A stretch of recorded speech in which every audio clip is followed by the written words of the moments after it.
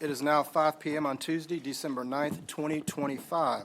This meeting of the Killeen Independent School District Board of Trustees is now called to order. The following trustees are present and participating: Susan Jones, Vice President; Brenda Adams, Secretary; Marvin Rainwater, Board Member; Oliver Mintz, Board Member; Tina Capito, Board Member; Rodney Gilchrist, Board Member; and me, Brett Williams, President and Presiding Officer. For the record, a quorum has been established and is present. A recording of this meeting is being made and will be available to the public at a later date. We're also streaming this meeting on our cable channel 17 and on the district's webpage. As a reminder, anyone wishing to speak at public forum must submit their sign-up sheet at this time. Mr. Weaver and Mr. Harper are confirming that we have no one signed up for public comment, so we will now move to our next agenda item.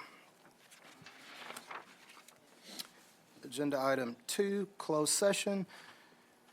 The board will now convene in closed session for agenda item 2A, level 3 parent grievance as allowed by Texas Government Code 551.0821, 551.071.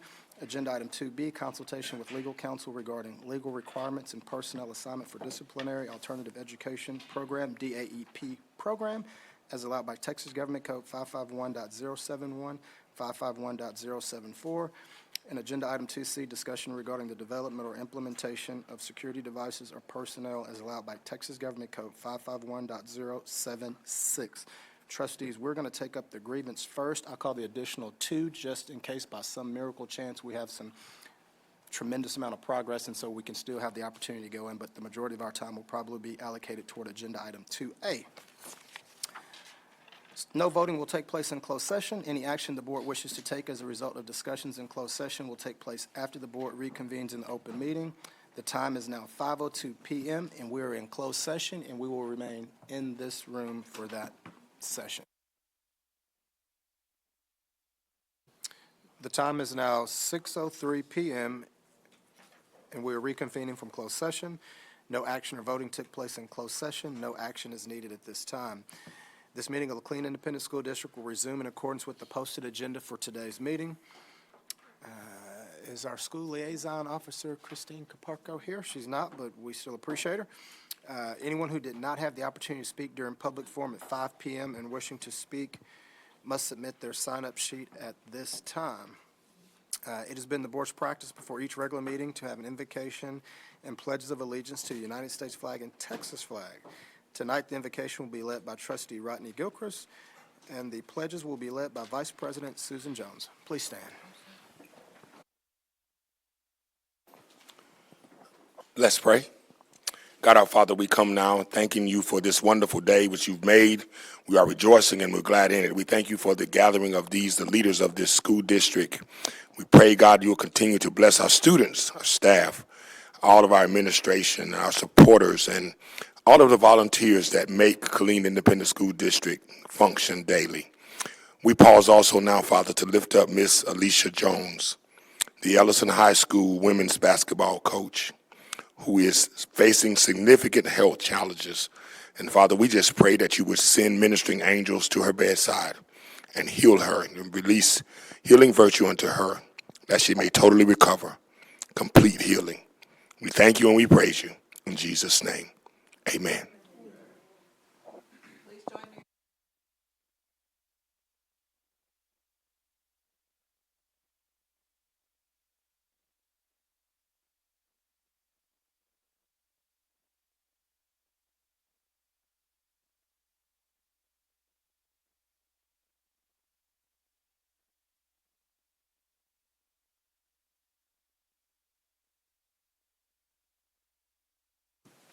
Thank you.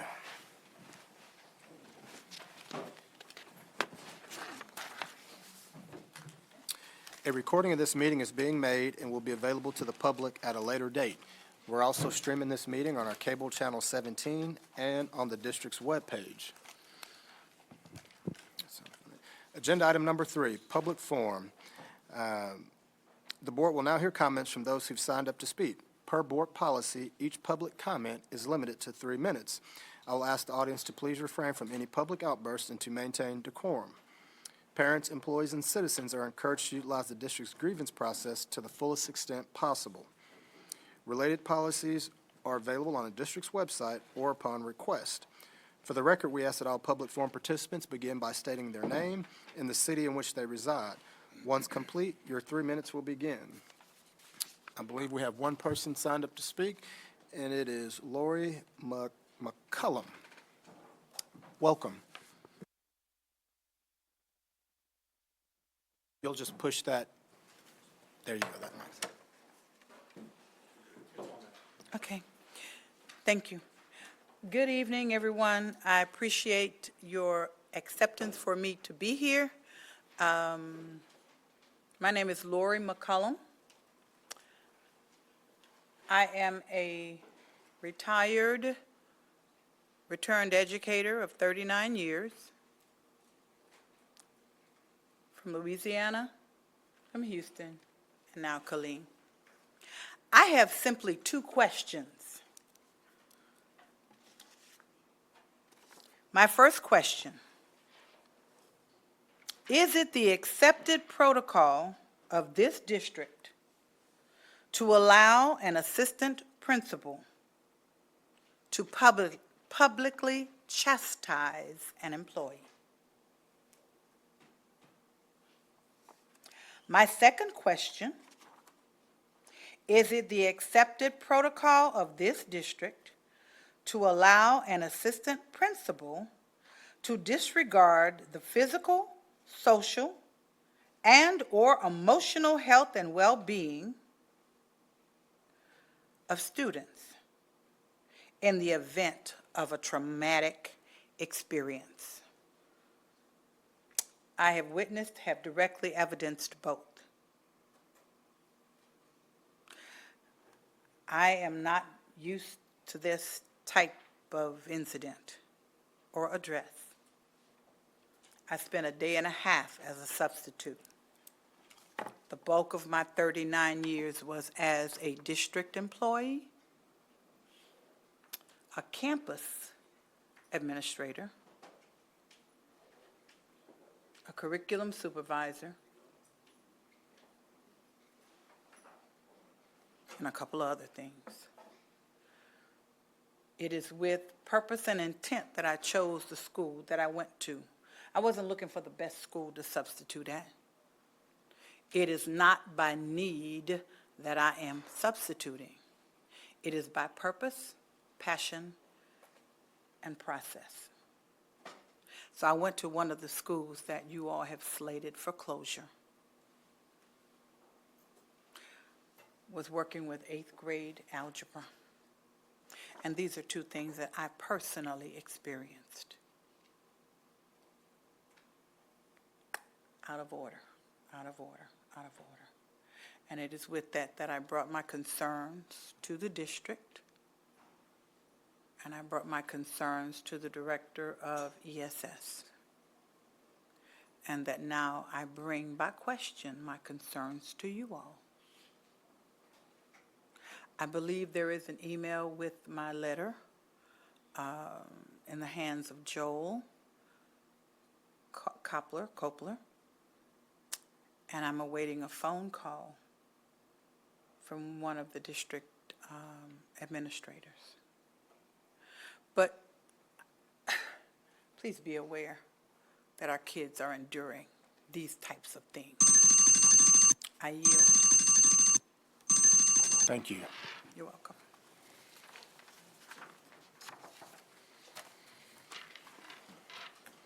As we have no one else signed up for public forum, we're closing public forum. We'll now move to agenda item number 4, consent agenda. Receive and approve minutes for the November 17th, 2025 special call meeting. B, receive and approve minutes for the November 18th, 2025 regular meeting. Madam Secretary. Mr. President, I move to approve item A and B on our consent agenda, minutes from November 17th special call meeting and minutes from November 18th regular meeting. We have a motion by Secretary Adams. We have a second by Madam Capito. Any further discussions pertaining to the consent agenda by trustees? There being none, all those in favor, show of hands. We have 6 in favor, None in opposition. Those abstaining? We have one abstaining and Vice President Jones. 6-0, one abstaining. Agenda item number 5, information items for discussion. A, discussion of campus instructional specialist and campus instructional coach program change timeline. Dr. Terry Osborne, welcome.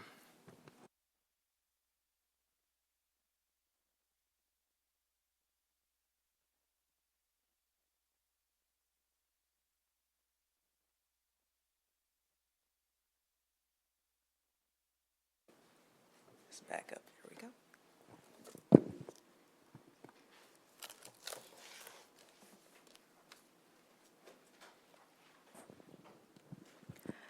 Good evening, President Williams, Board of Trustees, Superintendent Davis. I'm going to be speaking with you this evening about our strategic shift towards content expertise and our campus instructional leadership team members.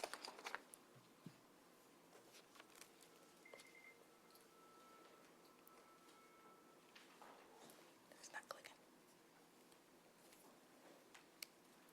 Thank you. It's no surprise or secret to anyone, whether at the dais or anyone in this room or anyone within the community, that we are navigating the district and school improvement process.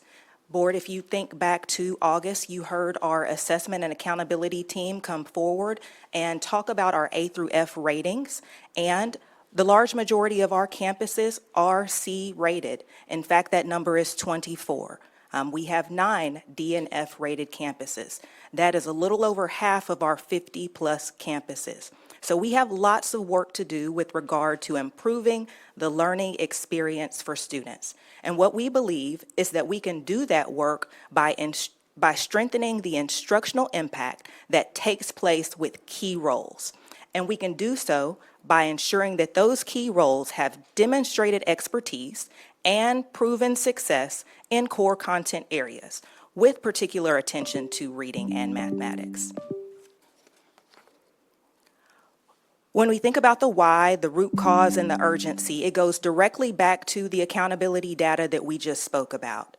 Our A through F ratings, and I won't do a reteach on all the domains, but as you recall, reading and mathematics are the primary indicators for our A through F ratings. Domain 1 is student achievement. Domain 1 as well includes graduation rates, and Domain 1 as well includes college and career and military readiness. All of those hinge upon the success of our students in math and reading. And our current model for our instructional specialist, instructional coach, and dean of instruction positions positions us with a few challenges. And that is in particular the generalist background of some of the professionals across our profile of staff. Now, when we think about elementary school, it is not unusual for a professional to be generalist. In that classroom, you might be self-contained and you're teaching all the subjects. There's even limited certifications in the elementary school area. Not everyone goes and gets a reading or a mathematics content certification in elementary school. Where it is strikingly different is at the secondary level. And in those spaces, we would want our professionals to have those key core content experiences. Through our current staffing model, we have non-core content expertise. That could include CTE or tech apps, business experience, PE, or even elective areas. And make no mistake, we are not saying whatsoever that those certifications or those professionals are not important to what we do for kids, or that those professionals don't have gifts in pedagogy and teaching expertise. But those backgrounds do not specifically align with what we know to be our highest instructional need areas. And that note on the side says just that. If we want stronger outcomes in our core content, we have to have strength-defined leaders in core content areas. And what we believe to be true as well, and why this is important, is because we're trying to improve the quality of our teachers. This is a move for us to strengthen the support of teachers in the classroom. And if you look at decades and decades of research around how we get this business done for kids, we lean and depend on the teacher as number one, the number one determinant of what happens with students. So that means the professionals that we surround our teachers with have to have those expert experiences as well. Now, that doesn't mean we've done nothing in Killeen ISD over the last few years post-pandemic or the last year and a half. You see on that second bullet, we've done some strategic and intentional work when it comes to high-quality instructional materials. 2 years ago, in any given classroom, it was possible to see any instructional resource that's potentially aligned to the TEKS. Well, we did work around that. We've implemented HQIM in math and reading and eliminated the variance that our students were experiencing and increased the rigor by doing so. But when we take a look at the data, the outcomes and hope-fors in making that first step have not achieved what we hope to be the results. And here's what the results look like in our post-pandemic A through F accountability data, specifically STAR Reading and STAR Math. This includes all of our 3 through 8 grades as well as the EOC subjects for reading and math. And what you'll see here across those yellows, which represents Killeen ISD, is that we're plateaued. We want to see those numbers increasing. We are absolutely grateful they're not going down in a significant way, because that is happening across the state as kids haven't really gotten traction post-pandemic. But it is also concerning that we're lagging behind the state. What I've heard this board say time and time again, you as well, President Williams, we don't want to just compare ourselves to the state. We want to meet and exceed the state. And when we look at that data, we're not there. And we're not growing in the way that we would hope for. So a key step is aligning our talent to these high leverage, high impact areas when it comes to student experiences and outcomes. On the left-hand side of the table, you see our current model, and we're speaking again of our instructional leadership teams and their backgrounds. And in that first bullet, they have varied backgrounds. I had an opportunity to look at every certification. I know we've done that in HR as well as Superintendent Davis, and we see inconsistency and a lack of alignment with what we would hope to be our preferred model of reading and math expertise. We also see a focus as a result of that limited content expertise, core content expertise. That means we're shoring up instructional strategies, teacher moves, the things that make students be engaged and the lesson flow smoothly. But that is different than core content specific coaching, which is what we hope for in our proposed model. As a result of those varied certification and teaching backgrounds, that means there's inconsistent depth in math and reading. That doesn't mean that person isn't a talent in math, but that doesn't equate the depth and understanding in the curriculum that we're implementing currently. And that has an impact on student growth and an impact on our core content areas. So as you see on the right-hand side bottom, we want to strategically leverage expertise in those priority areas we know we want to be able to hang our hats on for kids. So I'm sure you're wondering, who does this impact? What does this mean? Which key roles? I have a table here, and thanks to my team for helping put this together, as well as HR. When we look at those key instructional leadership positions, we're talking about our deans of instruction, which serve as that right hand to the principal, but the number one leader outside of the principal in instruction and improvement of teacher quality. We're also talking about our instructional specialist, which would be that first go-to person in implementing the curriculum, improving the quality of teachers in the instructional delivery of our content, and then our instructional coaches, which is very similar to our specialist position. It differs only in the amount of administrative responsibilities that individual's able to do. I have outlined there as well elementary, middle, and high, and I would just focus your attention to the 2 columns in the middle. We're specifically talking about our instructional specialists and our instructional coaches, where you see 54 total and 51 total. So as we navigate this process, we'll be working with about a little over 100 individuals in identifying expertise and making sure everyone has the right talents for the right needs that we have in our district.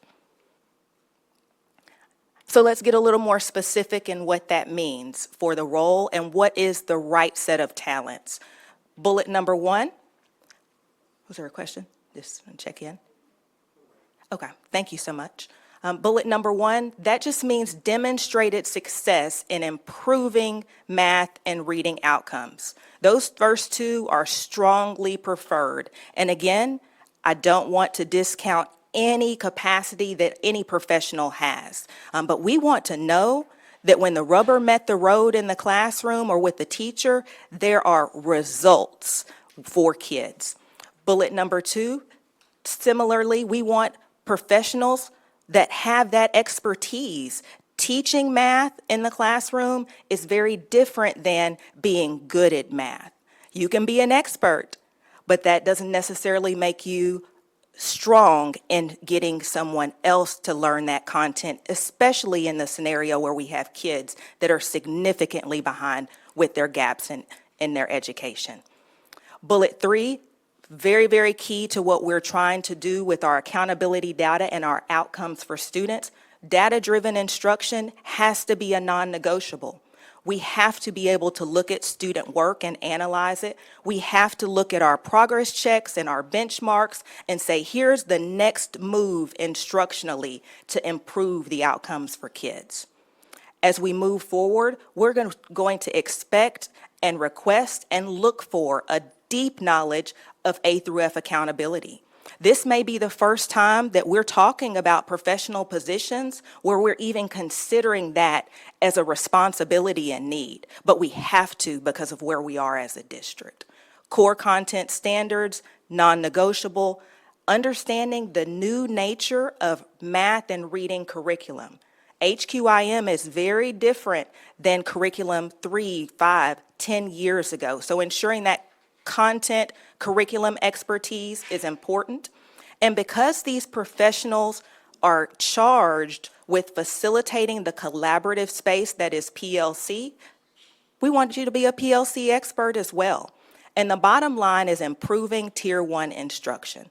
You cannot remediate your way out of a deficit.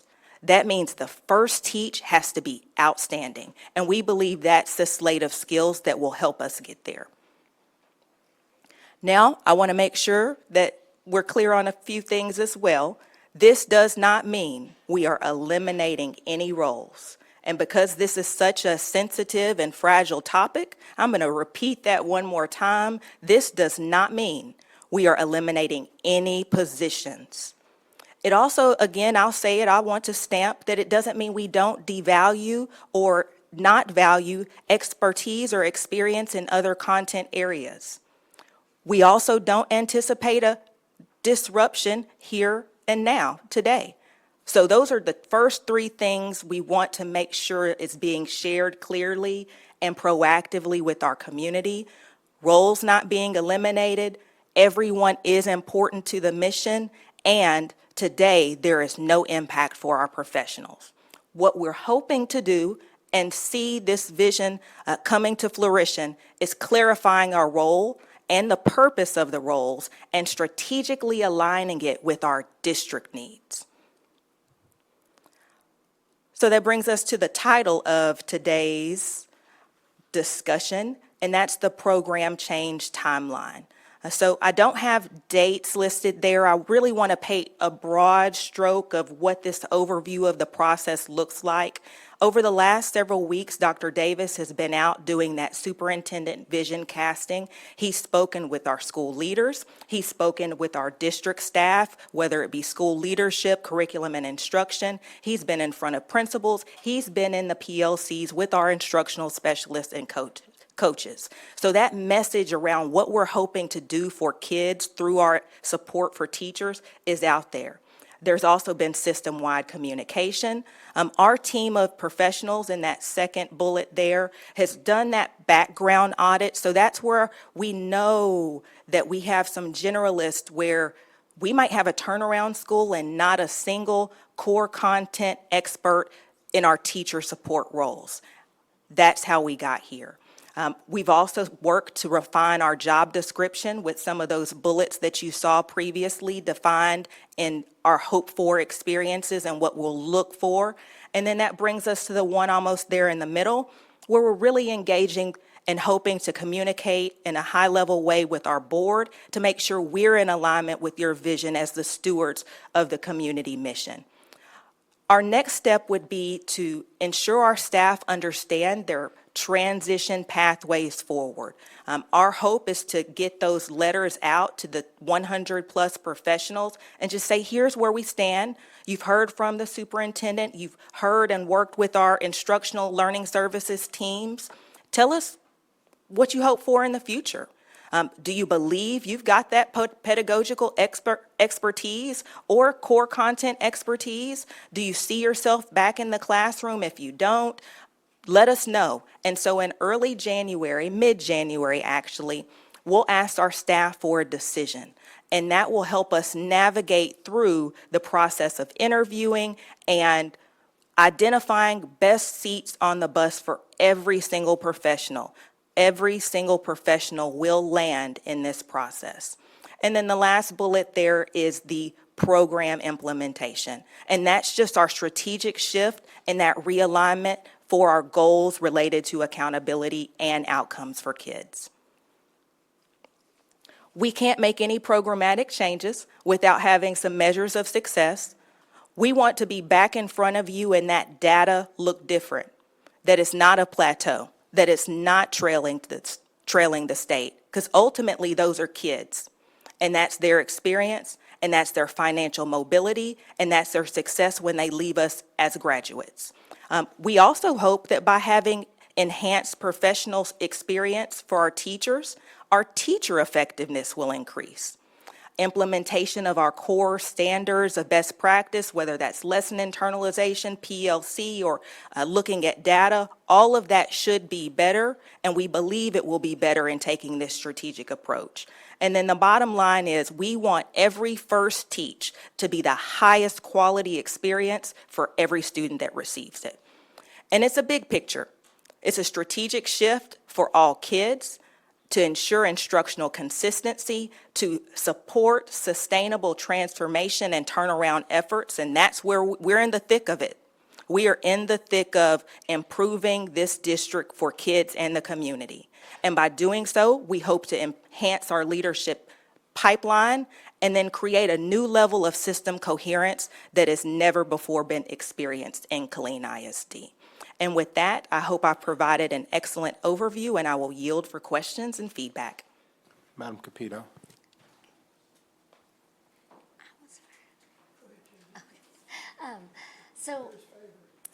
Well, that's obvious. Okay, so my question was, first of all, I'm very glad that we're doing this. I think we all work within our strengths and our weaknesses, and we have to be aware of those things, and I think that's something, sometimes we have to self-reflect on that, and we, even in a professional setting, have to say, where am I best used and needed based on my skill set? So I'm very thankful the work is happening. But one of my questions is, are we also looking at the additional responsibilities of these individuals? Because there is also a lot of extra tasks that get put on some of those CIS positions that are not instructionally related. And maybe, I know testing and other things are in there, but there's also lots of layers that get put on there. Yes, ma'am, that is an excellent question, and we heard that from the professionals themselves. What about the other things we do? We are the gifted coordinators. Sometimes we support testing, and sometimes that testing support is absolutely necessary, but Dr. Davis has been very clear in his vision. Those roles are intended to support the teacher in the classroom and their instructional delivery, and those will be the priority responsibilities. Mr. Rainwater.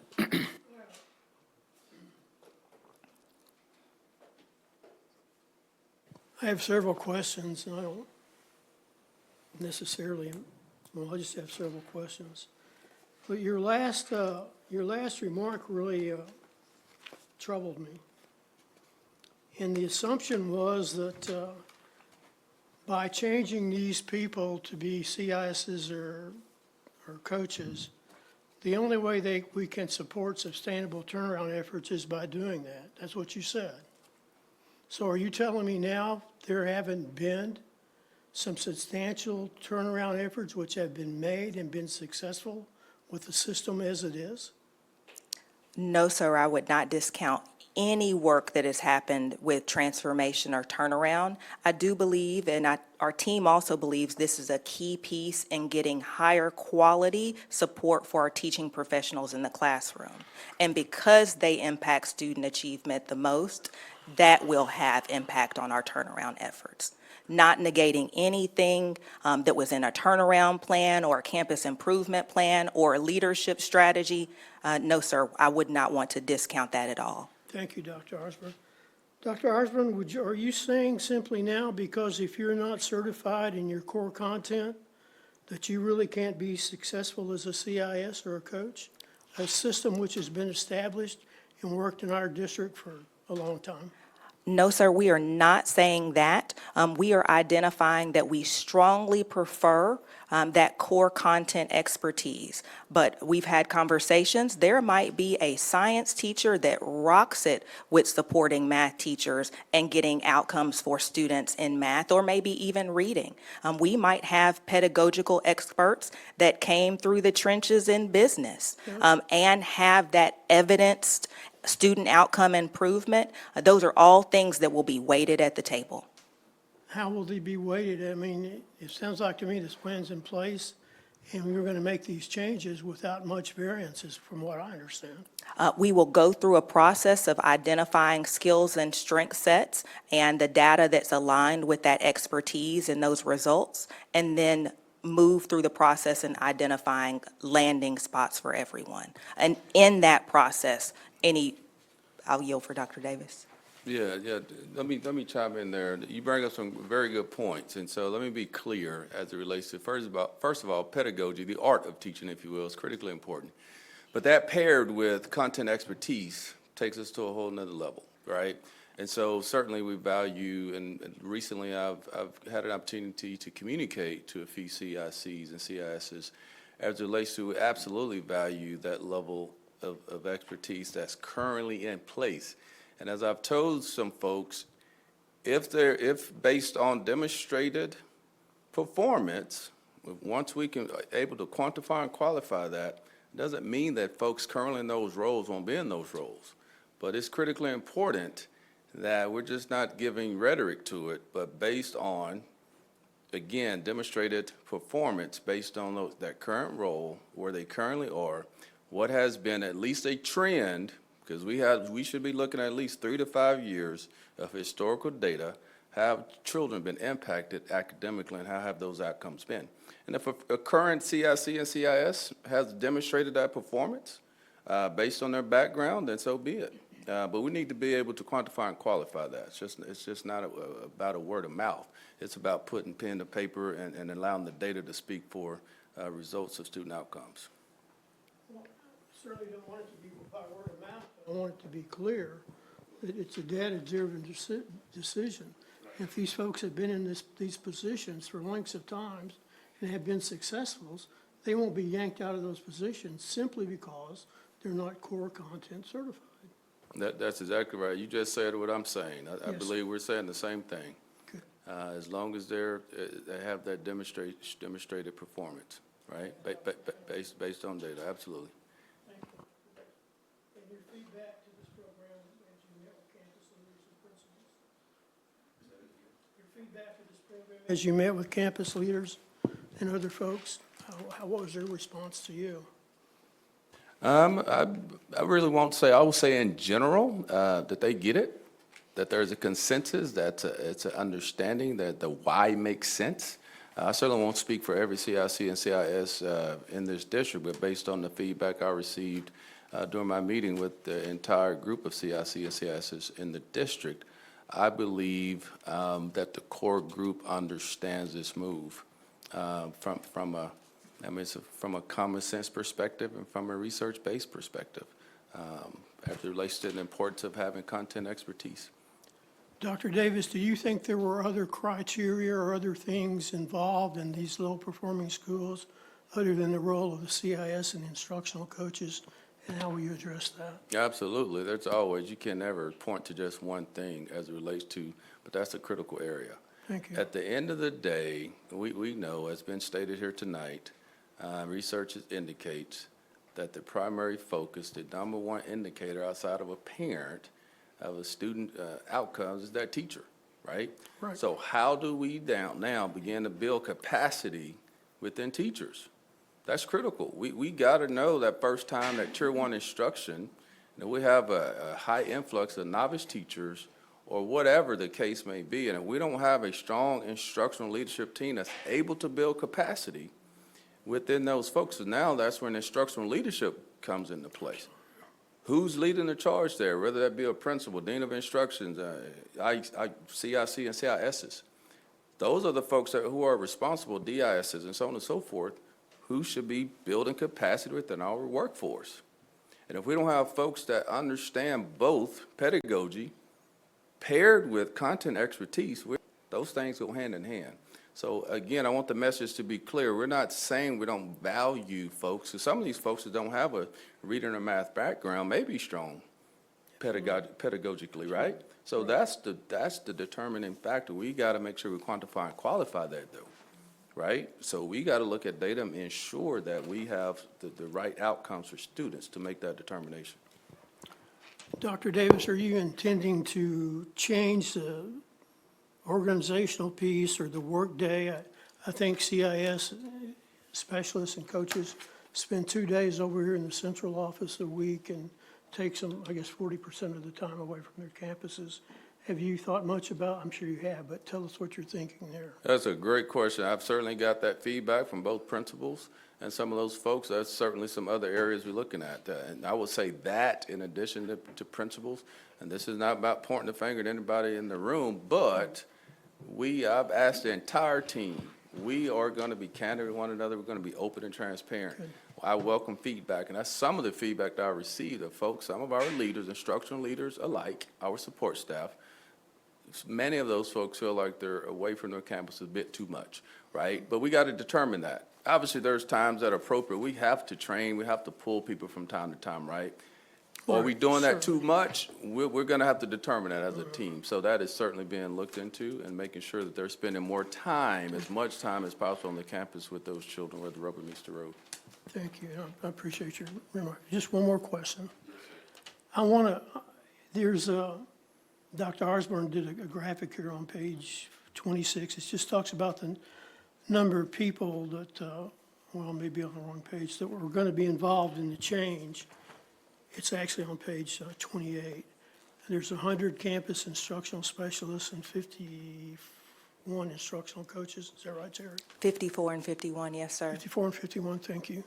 I just want, how far off base are we right now with your new approach? With what? With the changes you're fixing to make, of these 54 folks that are campus instructional specialists, do you know, it's a tough question, do you know at this time how many of them are core certified?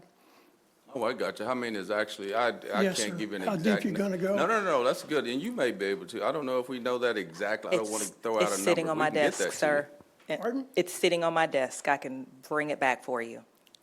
I just want to see, what about, one more question, thanks for your patience. What about in terms of salaries and changes there, and that's a district-wide? I think one of the things we talk about is our folks don't get paid well. So are you looking at salaries as well for these folks who are going to have this increased responsibility?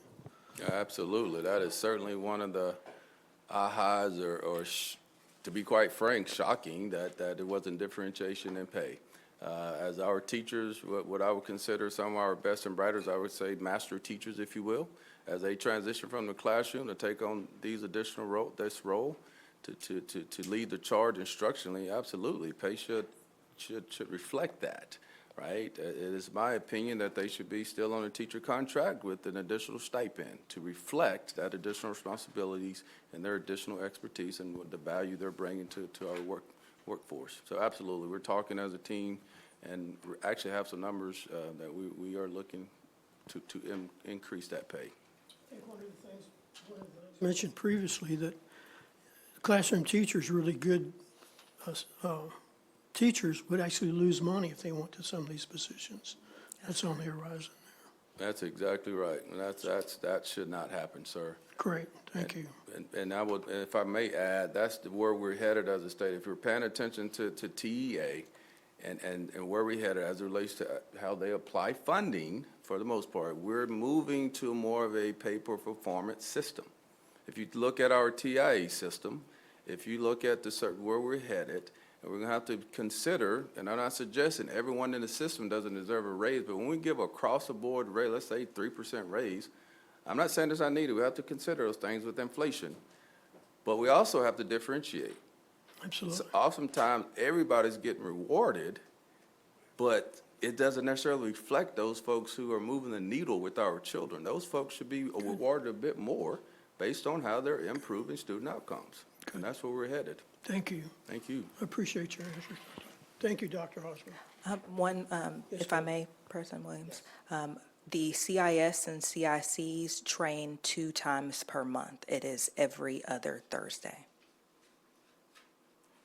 And the training is in order to shore up the support that is necessary for the content expertise and curriculum implementation. So it's just twice a month. Dr. Hosmer, are you saying that they're off campus, CICs and CISs only 2 days in a month? Yes, sir, for the professional development support provided by Learning Services is 2 days a month. Yes, sir. 2 full days? 2 full days, sometimes it's a half day. Okay, thank you. Yes, sir. Appreciate you, Dr. Hosmer. Dr. Davis. Yeah, and I think, Dr. Osborne, where it may be a little confusion, because I was told something very similar. And again, we can clarify. I think also I think it may be confusing with the Dean of Instructions. My understanding, maybe Dean of Instructions are pulled how often are they pulled? They are off campus on Thursdays. Right, once a week on Thursdays, right? That is because they participate in the principal PLC, serving as that direct principal support, so getting that leadership experience. And then they are also the leader of the instructional charge, and that's with the CIS and CICs. Sure. And again, I'm not suggesting, I want to again say publicly, I'm not suggesting to this team that they're being pulled too much or not enough. My point is I'm encouraging input and feedback, and we're going to talk through it.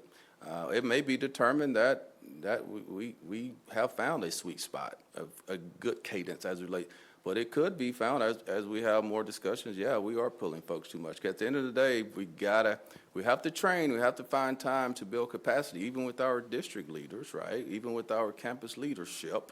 But at the same time, we have to balance that with when they're not on campus with those teachers and students where the rubber meets the road, are we pulling them too much?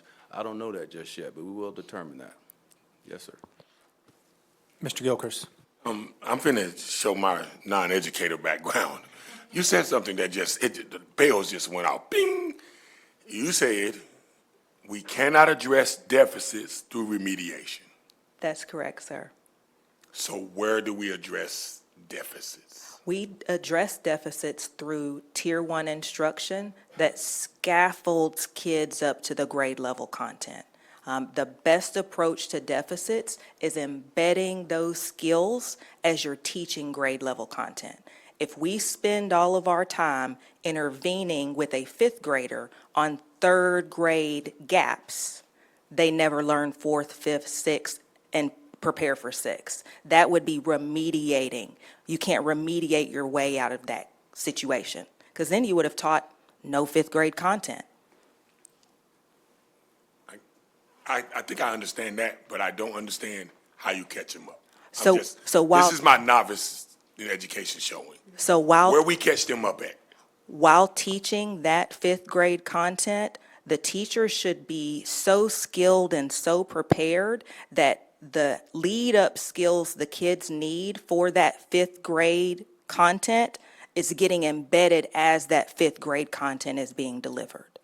We also have segments of time during the instructional blocks that are specific to intervening, but we can't spend the whole instructional block intervening.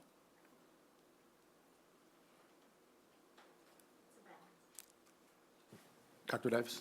Yeah, I think you got it, but I was going to ask you if you, obviously, Dr. Osborne, you're familiar with the inverted pyramid. right, concept, right, with when you spend too much time in certain tiers of interventions. But I think Bishop Gilchrist gets it, but if we stay in a certain space, if you have too many children following a certain level of intervention, you're never pushing them where they need to be, as it relates to you're constantly trying to catch up. So I was just gonna say add that or provide that example. Madam Secretary. Thank you, sir. A couple of things. First of all, I commend the team for focusing us on the main thing, keeping the main thing the main thing. KISD performance and our student performance has been lacking in math and reading for years. Years. When we went to generalists at the middle school, I'm speaking about middle school, that was my concern as a building leader. Where do we get that content focus if all of our instructional support is provided by generalists? That was, when that became an issue and we were able to do that, that was my concern. For the record, we are returning for middle schools to a math and reading emphasis. This is not a first-time thing. I was a principal when we had a math and reading focus, 90-minute blocks, alternating days, reading specialists in the classroom, reading academies for summer professional development, because we understood that every content is impacted with the level of ability that our students read, write, and understand math and reasoning and application. So no matter what content you teach, it's reading. So yes, we want our support to the teacher to be anchored, that's the word you used earlier, in math and reading. Absolutely. Now, all of these different, the deans, the CIS specialists, and the coaches, as I'm reflecting, my question becomes, what are they doing with kids? What does it look like when I see them on a campus working with students? How often are they engaging? Are they modeling for teachers? Are they coming in to team teach? Are they bringing small groups together? If we're meeting with them all the time to build up their capacity, then they're not helping kids. If we're giving them too many administrative duties that chokes them out from being able to get to instruction, that's not good either. So we've got to get to the balance where we say, we're differentiating now. Deans earn this one earns this, job descriptions are different, and these can't be used administratively for this, and this. When we put that in writing, which we had before, because I could not pull my, and at that time we only had CISs, I could not pull my campus instructional specialist to pull duty, because that specialist needs to be in a PLC in conversations with teachers. So we've just got to get back to what worked before. And I'm all for it. Any other questions from trustees? Dr. Davis, anything else you want to add? Not right now. Okay. All right. Thank you, Dr. Osborne. Thank you. All right, we'll now go to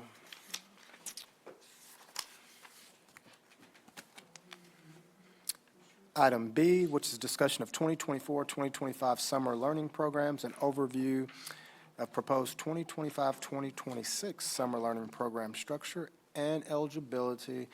Welcome, Dr. Jolinet Creighton and Dr. Susan Buckley.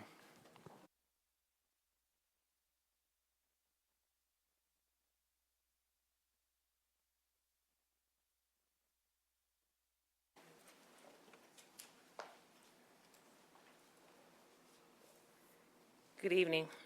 President Williams, members of the board, Dr. Davis, we're excited to have an opportunity to talk with you about summer learning as we bring back information and think through what our recommendations will be for summer learning for the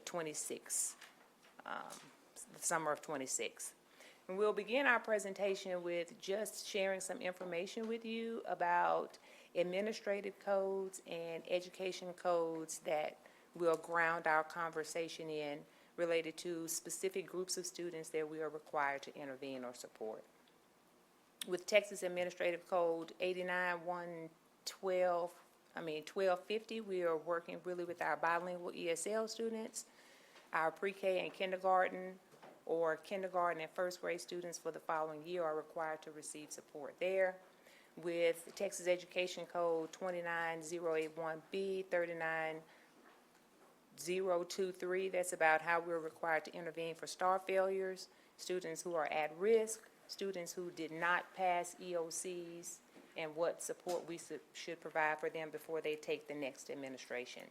The next one is the federal code that identifies that we're supposed to intervene for our special education students.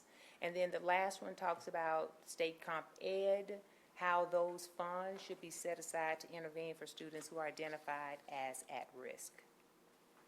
So the current structure in our learning services summer learning program identifies that we provide the 120 hours of instruction for our bilingual and ESL students, as I mentioned before, but they are required to receive that support when school has been recessed for the summer. When it comes to our STAR failures or our EOC failures, we are required to provide accelerated instruction for those students before they take their next administration of the exam. When it comes to our special education students and our extended school year program, they shall receive special education and related services beyond the normal school year. And then when it comes to campuses or districts that receive state comp ed funds, it used to have a certain percentage of those comp ed funds that you were required to spend. Beginning in September, it identified now that you should just have budget sufficient funds from compensatory education dollars to provide accelerated instruction to at-risk students. So we want to just talk a little bit about some of the things that really went well with summer learning from the 24-25 school year. We provided support to different levels of at-risk populations. There were academic gains. We provided courses for students who are engaged in CTE. We increased graduation rates. Some additional students earned credits.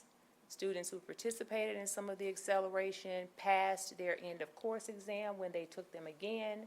We provided opportunities for students to advance in courses. We had about 1,380 courses where students participated in advancement. And then, of course, per your request several years ago when we got back from COVID, we provided enrichment opportunities for students who were not required to participate in intervention or remediation in the summer.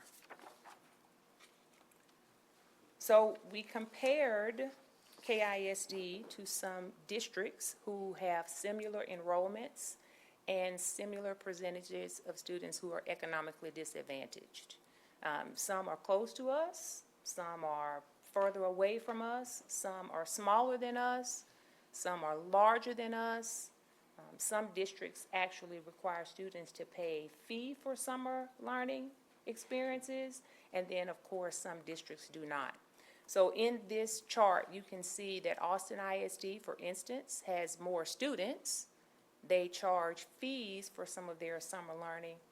Their percentage of ECODIS is 50%, and then their summer learning experiences range from between 1 week to 5 weeks.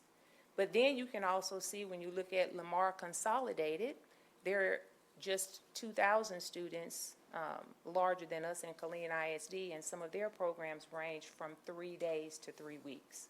So in comparing Killeen ISD to some of these other districts, we fall right in line with the amount of time and the same services that they provide to their students as well.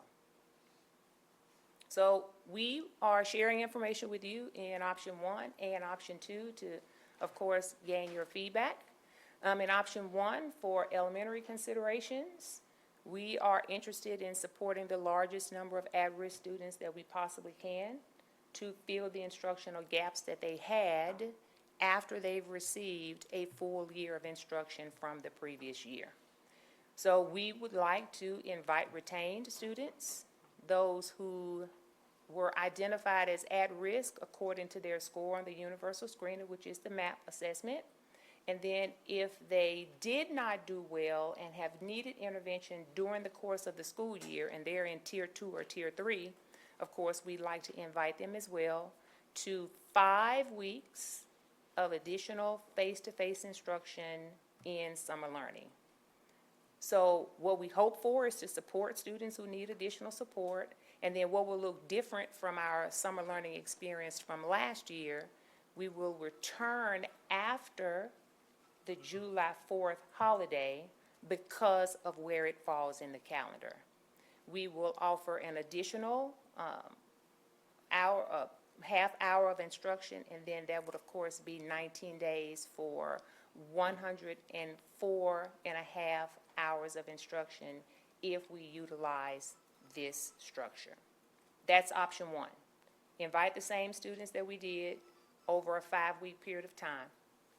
Option two is that we would invite the same number of students that we did last summer, do it in a 4-week period of time, but extend the amount of time that they are engaged in the summer learning experience.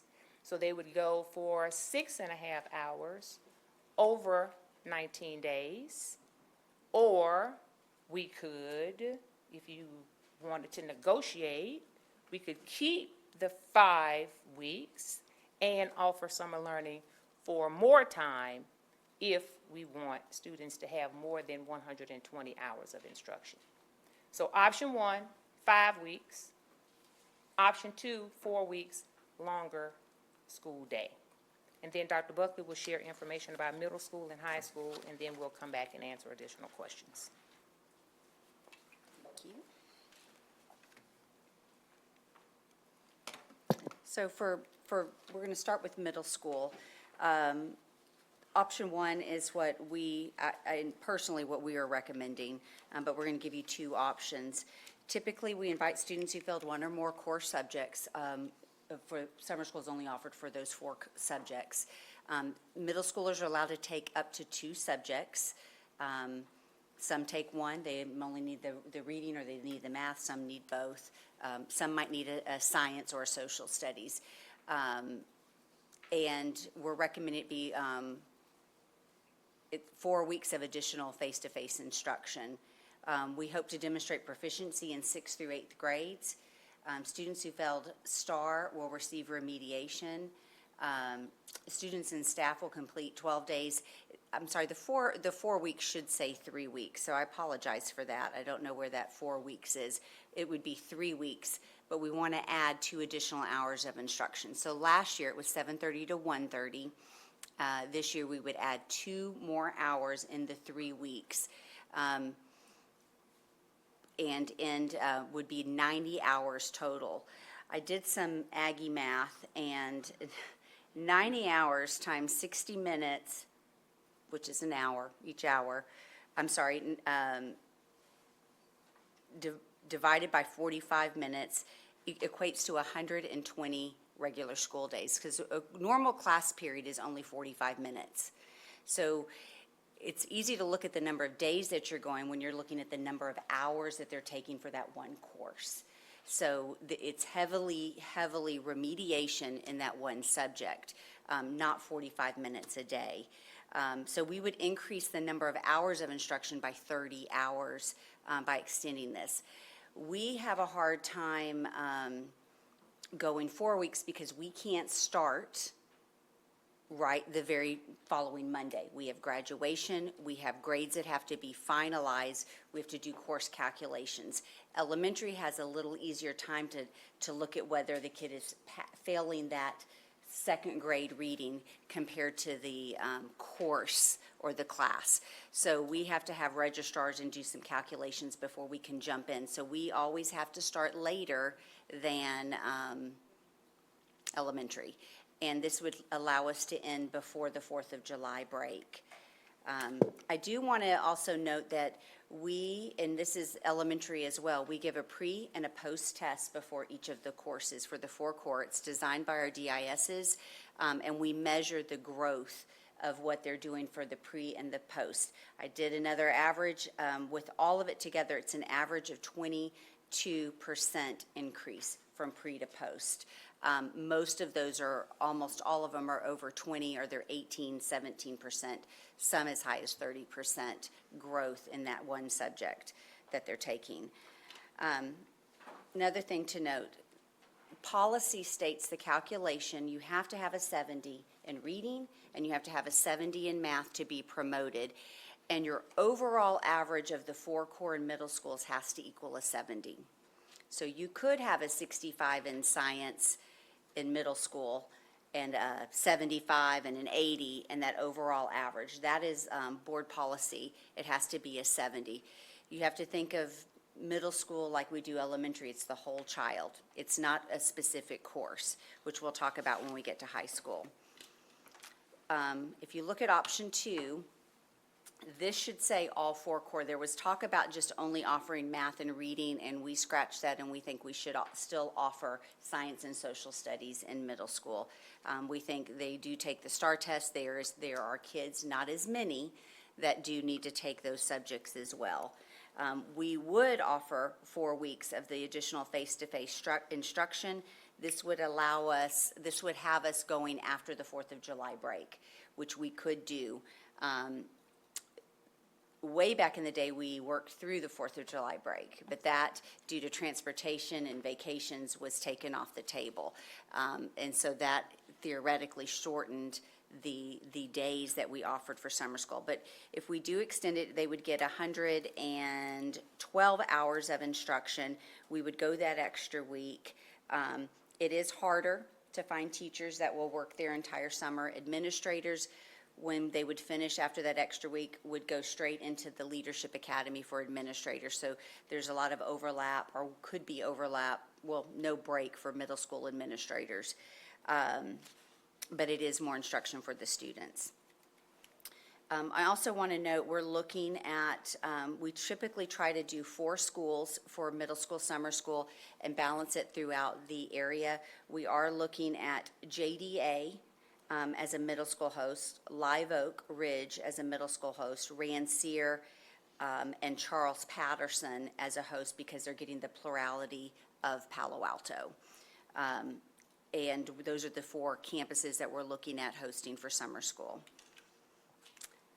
High school, what we've done since COVID for high school is we have offered online Edgenuity remediation courses. Typically, I've asked around how long it takes students to do it. It's an average of about 30 hours to remediate for their one course. We also offer credit advancement, where they take the course in its entirety for the first time. Those courses are specific courses we offer and specific courses we don't. But for those courses, it's about 60 hours of instruction to pass that course. We would like to continue to do online Edgenuity. In the past, we had students that were taking an EOC subject come in and do the face-to-face. This would continue that, or the option would be that we could put them on online Edgenuity and hopefully capture more kids that need credit recovery that can't come in. They're going different places, and make it a blended where we're here if you want to come in, but if you want to do virtual, you don't have to. That is an option. For virtual, they have to log in during that virtual time with that teacher. It is not, hey, I'm going to do it all on the weekend. There is a percentage progress that they make daily. If they don't make their daily progress, an email is sent out. If the second day they don't make progress, they are dropped from the course. It is a very no bones about it. You will log on, you will do the work. Teachers are there to monitor. Teachers are there to teams to talk. And they're available if the kid wants. Last year we had it at Pathways. We're looking at different options this year. They're available to come in for that one-on-one instruction if they need it. So the second option, I will say, they can only take 1 course at a time and no more than 2. And then when I say course, it's the semester. So it's a half of a course. So it is monitored where you can only take, let's say you need English 2A the first semester. You take that. When you finish that, then you can start for the second half of summer school. We'll let you take another one, which is after the second half. High school goes the whole summer. So high school A is in June, and B classes are in July. And that has worked very, very well for us. Everyone knows the layout, and that's how I hope to continue it. What we would like to do different, well, two things. We can either continue to offer EOC remediation for the EOC tested subjects face-to-face, or we can also make them virtual. And then we have been spending a lot of money having EOC course or test remediation offerings at the school. Does it work? Yes. Is it helpful? Yes. But when we have different hosts of summer school, we have to staff 5 teachers at each one to do the remediation, and we had 56 kids last year participate. And not all came every day. We can't make them come because they're just coming to get the remediation before they retake the test. So we would like to move to a virtual Edgenuity blended model at one location with those 5 teachers rather than having to staff multiple locations. I am kind of going off script. By having all face-to-face for all the courses, it does save us about $100,000, about $300 versus $200, because we don't have to have 2 sites. We have to use 2 high school sites and have to staff the teachers.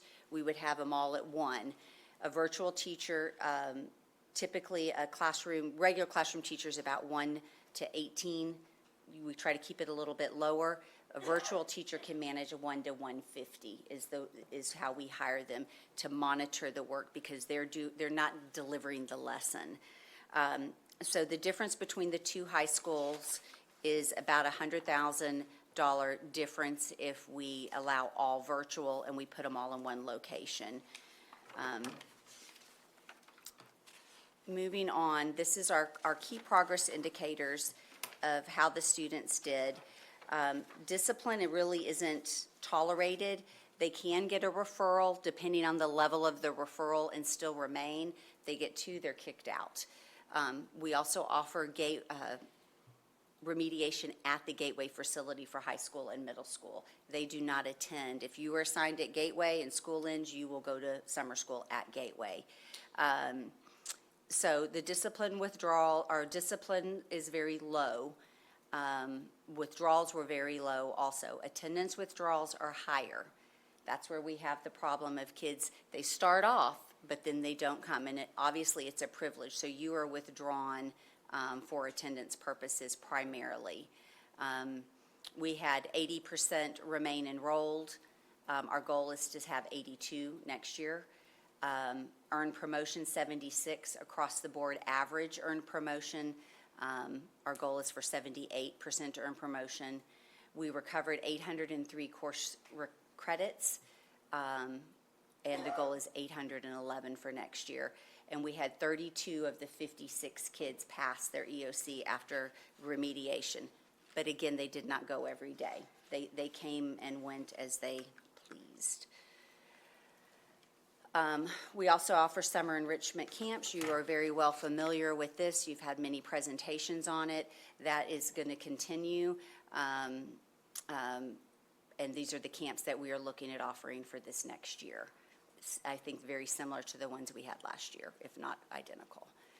And of course, fine arts, there's a whole long list of the fine arts ones. And then what we really want to do is we want to support our key progress indicators.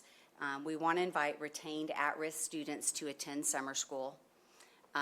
We want students in middle school who failed 1 or more subjects in all of the 4 to be able to come. Yes, they can only take 2.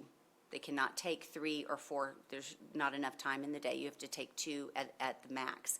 And then we want to invite those who failed 1 or more core subjects and EOC with face-to-face and or virtual instruction. When we do the progress indicator or the pre-test, we have already identified, the DIS has identified the high stakes standards that they have to achieve, and we measure those standards on their growth through all of third through EOC tested subjects in high school. We don't have them for the non-tested, but we do measure those skills. And with that, I'll have Jolynette come back up, and we will do our best to answer any questions that you might have or share any data that you might be looking for. Questions from trustees, Madam Capito? I have a couple. The first one, though, could you just repeat for everyone about the number of school days it does? I love that you quantified that, and I think oftentimes people think we only go to summer school for 3 weeks, but how many class periods in that subject area it's actually covering, I think is important for people to hear again. Yes, so I can do, so for middle school, option 1, they would go to 12 full days. They would go to 12 days of school from 7:30 to 3:30. Taking out lunch, that is 90 hours. 90 hours times 60 minutes divided by 45 equals 120 regular school days if you take a 45-minute class. So for context, there's 82 days approximately in the first semester. So they're getting way over a full semester of curriculum. Now, how much is retained? It's intense. It's a full day of math. Now, if you're middle school, you do have to divide it if you're taking 2. So it Understood. would be less days if you're taking a reading and a math course. But we're not trying to replace 180-some days of a school year. We're replacing that class period and the content that they got in that. And I think that's important for people to understand, because there's always that stigma that you can't, fix something in such a small period of time. We do know it's intense. So thank you for quantifying that.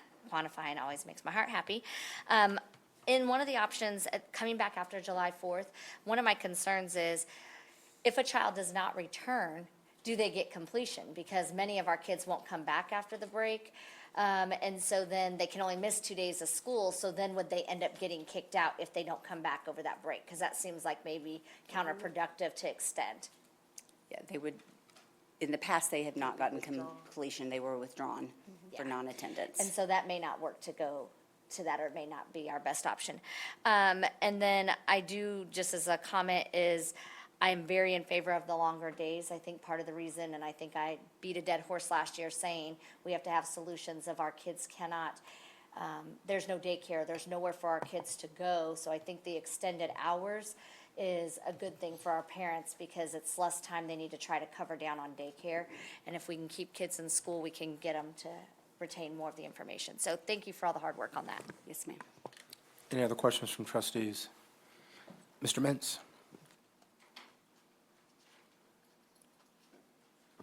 So I think that the lead-up we had, the presentation that we just had before this one, Dr. Osborne, couldn't have planned it better. Thank you. When we don't get this right, we put ourselves in a situation where we're playing catch-up. And that's exactly the discussion that we had. So I think that even puts more of an onus on getting this right.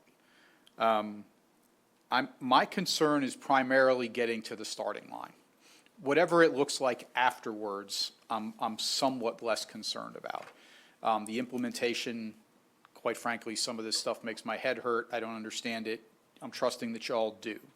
But from the 50,000-foot level, anything that adds, and I think it's a good clarification on the number of class periods you're effectively replacing. I think that, quite frankly, we've been talking about this for a year and a half, and this is the first time somebody's brought up that point, and I think it's a good point. More time is better. So if we can pack it into, 5 weeks, extend the days, whatever that looks like, more is better. Less 2 classes or less. So somebody who fails 5 classes, I don't care, you can do 10 hours a day for the whole summer, and you're probably still not going to catch that kid up, probably for the same reasons that they passed or they failed all of their classes. So no more than any circumstance 2 classes. When I went and visited summer school last summer, there was, most of the teachers there did not think, and they were very candid with me, that it was just not really worth it. They didn't feel like they were really learning anything. There were some of the smaller density classes that the teachers said, we don't really have a like, we're kind of just making this up. Like, we're not, there's no proven curriculum. So if we're going to have a class, and I think you alluded to it, like, there needs to be a proven curriculum that we're doing. We shouldn't just be writing this on the back of a gas receipt. Let's find something that's proven and works. And then the two things that I didn't see here, and are the things that we've talked most about, are attendance and discipline prior to the starting line. So if you, in my mind, summer school is for kids who tried, were there, weren't causing problems, but came up short. Those kids, absolutely, let's help them get across the finish line. But if you're not showing up for school and you can't behave yourself and you're a detraction to the rest of the class, then you don't get this opportunity. And somebody, Dr. Buck, I think it was you said it's a privilege. Well, whoever said it. It is. It is a privilege. It is a privilege. Yes. And the kids and the parents who do the right thing all year long and get up early and get their kids to school, you know, the ones that are doing it right, and then the rest of them don't, and they end up coming and sailing through this program, it's not right, and we're not helping ourselves in the long run. So I would like to see, please, some attendance guidelines. So if you miss X days of school, and I get that it's an at-risk indicator, but it's not there's a big difference between an indicator and a criteria. Right, so if it's an indicator, and we add that into the big donculator, and then we determine who's at risk, like, that's not just because kids aren't coming to school. I mean, I suppose it's a factor, but I would like to see if you miss X number of days, then then I'm sorry, you've missed your chance. You haven't shown up and you haven't met us halfway, then you don't get to go to summer school. And I would say same thing for discipline. And again, I'm not sure if that's 1 referral, 2 referrals, if you get sent to DAP, if it's a mandatory referral, however all that works, and I would kind of leave that to you. But again, the overarching thing is if you show up and you behave, then we're happy to help. But if you don't show up and you can't behave, then you're not afforded that, as you said, privilege of coming to summer school. Those are today what they have always been my complaint with summer school. I love the fact that we're putting some thought behind this and kind of structuring it and bringing in different programs and trying to tackle problems different ways. But again, there's a shared responsibility here, and we need to put in policies that drive that forward within the district. Thank you. Dr. Davis. Yeah, I want to make sure that the ladies, y'all share, I don't want to misspeak, from a legality perspective, what is it that we must? I think we got to start there to make sure the board is clear on what we have to provide by law.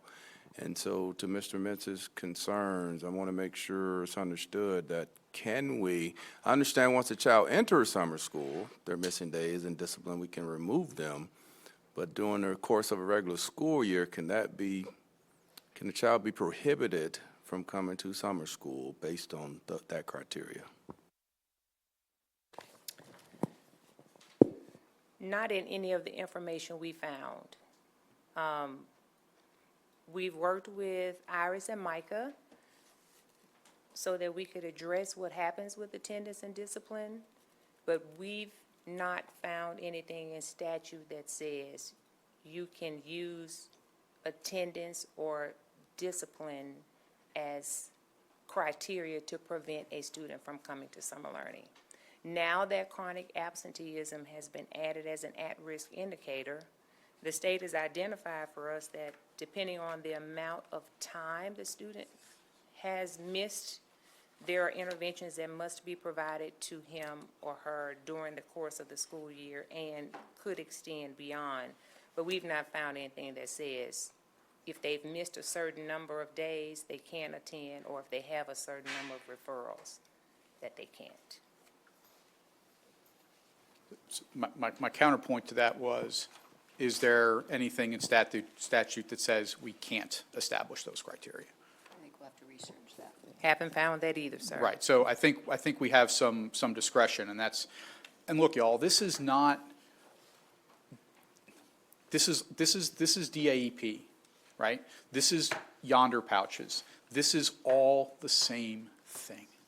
This is accountability, it's shared responsibility, it's the board's job to put in our work and be prepared for these meetings and do what, put in the time. It's everybody's job, it's parents' job to make sure their kids are ready and they're on time. That's all this is. And we can absolutely we've got to be able to put, there are schools there are districts that do not run summer school. So I'd say that's a pretty broad discretion. You can run it or you cannot, and there's probably a 1.5 in the middle there. And that's all that I'm trying to get to here is, as part of my evil plan. But, that's all this is. Just, Madam Vice President.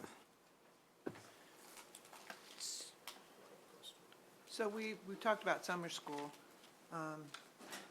and we go back to, is it mandatory? Do we have to do this? Do we can't?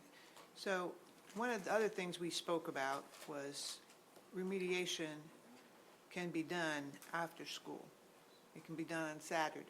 It can be done during the normal school year versus during the summer.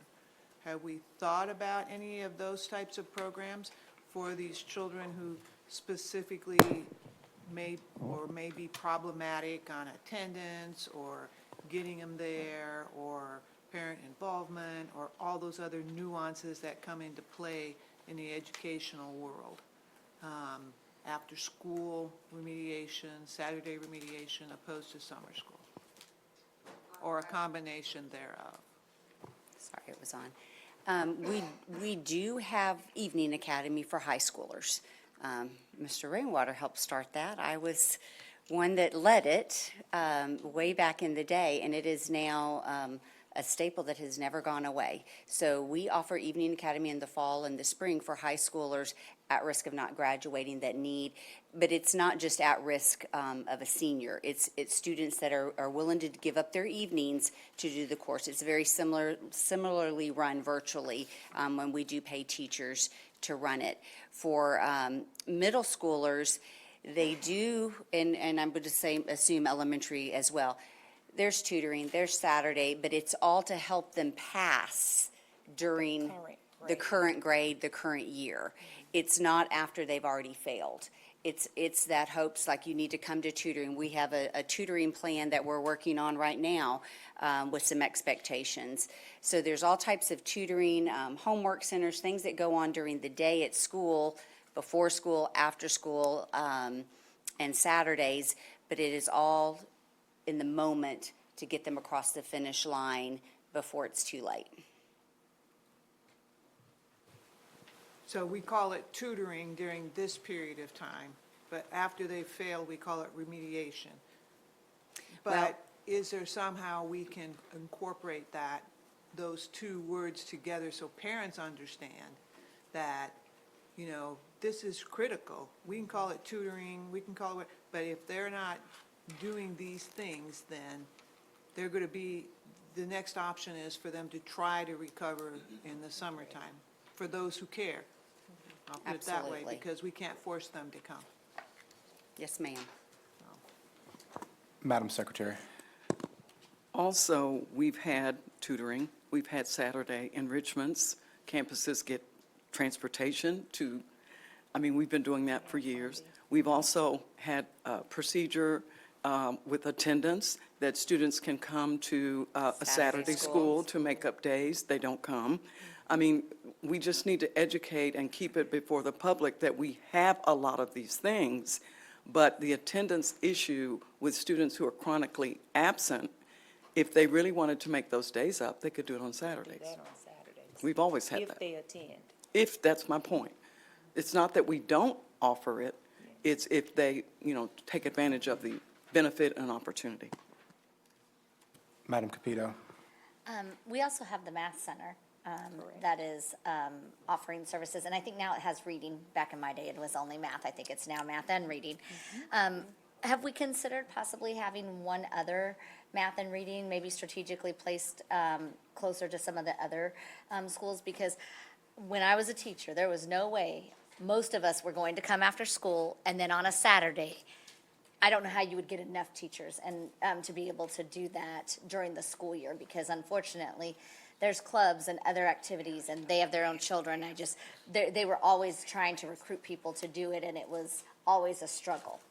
And so I don't know how successful that would be on a regular basis. But the Mass Center is wonderful. I mean, for It's people who. packed. And it's packed. So is there an option maybe to have one other location In a different part of the district. in a different part of the district that would open that up? Because the Mass Center has grown. The AP over there, I don't know if it's still Miss Rabbits, but she has done a wonderful job running that facility for years. Retiring. Is she retiring? Yes, Oh, we're, my pray for heart. us. Okay. But Yes, that's open on Saturdays too. a long time ago, I worked with Adam about using Clifton Park Elementary to move the Mass Center there to have it a more central location, but there was lots of variables that hindered that with the media center. The security, it's the same security people that monitor it. There was a lot of things. But you're talking about a Second location, we can look into that. Yes, ma'am. Dr. Osborne. Thank you, sir. I just wanted to circle back to Vice President Jones' question about the opportunity for remediation or that improvement or recovery of grades earlier. One of the challenges we have at the secondary level is if you fail in the fall, you can recover based on how well you do in the spring. And students prefer to position themselves to throw the Hail Mary, for lack of a better way to describe it. If I get a 68 in the fall, I need a 72 in the spring to average to get that 70. But then I don't get the 72, I get a 68 again, and now I need to go to summer school. And that doesn't mean it's every single case, but that's what makes summer programming critical for those kids that don't actually recover in the spring semester. I guess it's, as I've said before, I'd love to see all year schooling. So I don't have a problem with the children who want to go to summer school or do go to summer school. I have an issue with the chronic absenteeism. I have a problem with the behavioral issues for those students who do go there, because now they're impacting the students who are there with the intent to learn. In addition to that, we're running around, not us here, but you all are running around trying to get the staff to be able to support those classes and teach the rigor. And then those students don't show up, and we still have to pay those teachers. We still have to pay our staff, whether those students show up or not. And so there's got to be some accountability to that system somewhere. Parents have to have some accountability to that system somewhere. I'm not sure how or where we can go about doing that, but when something is free, people abuse it, period. It's simple. They abuse it. They abuse the people delivering the free service. They abuse the free service and the product. So a couple things for me, for middle school, first and foremost, I would say, whatever we do in the summer, I trust you all as professionals, but I refer back to the letter, and the letter says there's an epidemic in our middle schools, and so we need to do something, significant to change that. One of my concerns, and I heard it mentioned, was just the location, geography. Like, to me, I have doubts if we have summer school locations that are far away from the kids who are at the F campuses, because I want them to be able to have access, and I think that's really important. Another thing I think we should look at is with Manor and the potential for the 1882, and if my memory serves me correct, they offer summer school. I want to say every year, isn't that a given that they do summer school in the 1882 program? At least the one that was briefed to us and the one that we visited. They did say that. And I want to know how that would be incorporated in, because though we will not be actually running that campus, those are still our students and it's a part of our infrastructure. And what would be that plan as we navigate through the 1882 process for this coming summer for students that would be attending Manor? And I think that would be that is an important thing, I think, for us to consider. And then in a just more general sense, I would just say, trustees, I think we have to make sure we can focus on what we can control. I get it. No one wants parent involvement more than me, but I don't want to hurt anybody's feelings here, but those are grown folks, and they are kind of locked into what they're locked into, but what we can control are the kids to the best of our ability when we have access to them during the school day. And so I don't want to just say, hey, we don't care what our parents do, but in all fairness, I think we all know we can say, man, we really wish they would do this, but we're going to win some, we're going to lose some. And I don't know what that percentage is going to be, and if we should spend time tracking the wins versus the losses when it comes to parent engagement. It's important, but those that are stray are going to be stray, and I think that's just really important for us to keep that in mind. Then the other thing also is, we try to talk about Mr. Mintz, and I hear your concerns on discipline because I'm the guy that it drives me crazy. Just show up, be respectful, and let's see what happens. And don't disrupt those that want to do that. And I think that's an important thing. But those that don't do that and they stray away from that, we still get to own their grades and the accountability system. And so it's kind of like, hey, you can't just, because if we don't get them in the summer school and all that, I mean, we still are going to own the results or lack thereof. So there's a balancing act there. And then the last thing, I think the most important thing is everybody's got some really strong opinions about this. Well, I'll say everybody, several folks have spoke about it. And Mr. Mintz, I know this is one that I tell everybody, hey, when you come with this one, be prepared. Oliver has some feedback on this one. Okay, but I think for the staff as they try to figure this out, trustees, if we sit here and in some cases our lack of what we say, and Mr. Mintz may be having some very passionate points about things, if you have issues with those points because we function as a body, we've got to speak up, because if not, they're going down the trail. And so we need to make sure that we give good guidance. Mr. Mintz is saying what's important to him, and we've got to either say, I second that, I support that, or hey, I kind of want to taper it this way, but time is of the essence. And so, I just want to make sure that everybody, has their input, because a plan rolls in here, and if it reflects 100% of what Mr. Mintz has communicated he's passionate about, and some of Tina's components and some of what Susan said, then we get up here, then you got me and Marvin, where we're like, I don't like that plan. And staff's going to go, where have you been? You hadn't been saying anything. And me and Marvin will say, well, we're pondering it still.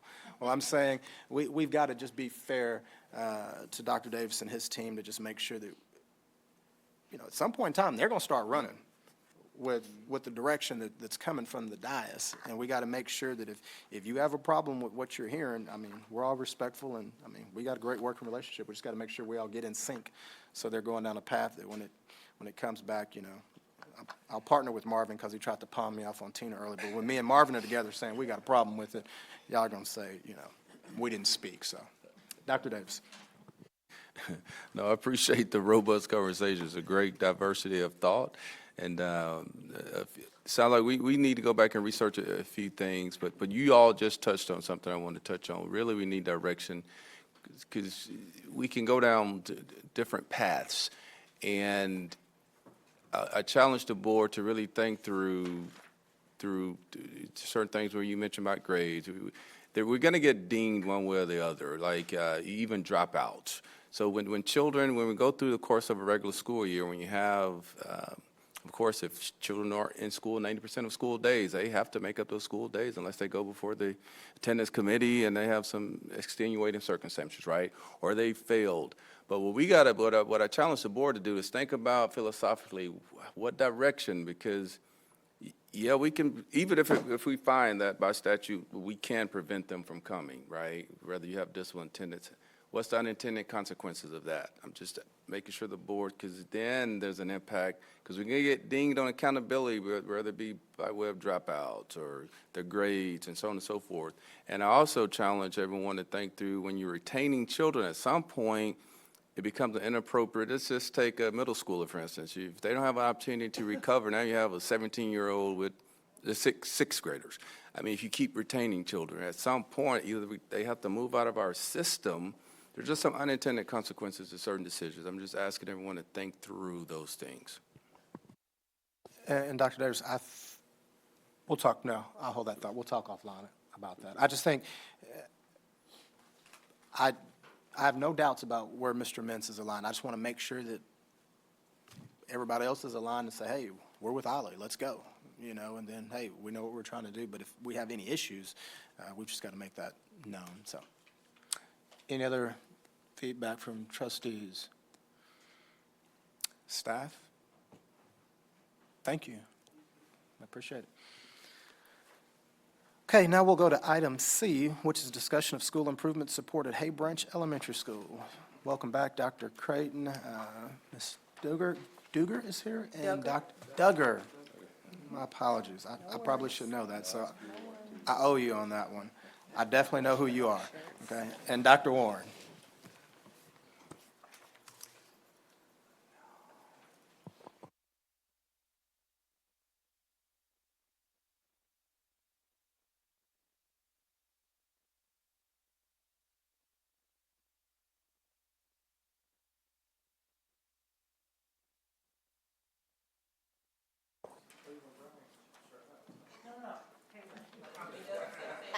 Hey, now. Good evening, President Williams, members of the board, Dr. Davis.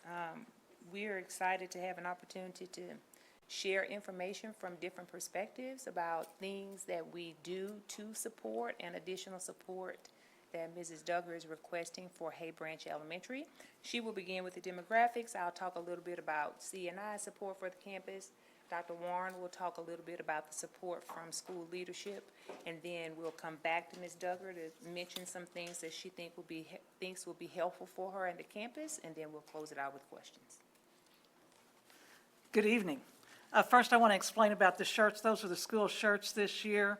Our future is unlimited. The back of the shirt was designed by one of our students, describing what the students of Hay Branch are like. So that's why I gave you the shirts. The sizes might be wrong, I just passed out. Okay, so let's pass them out. Good evening.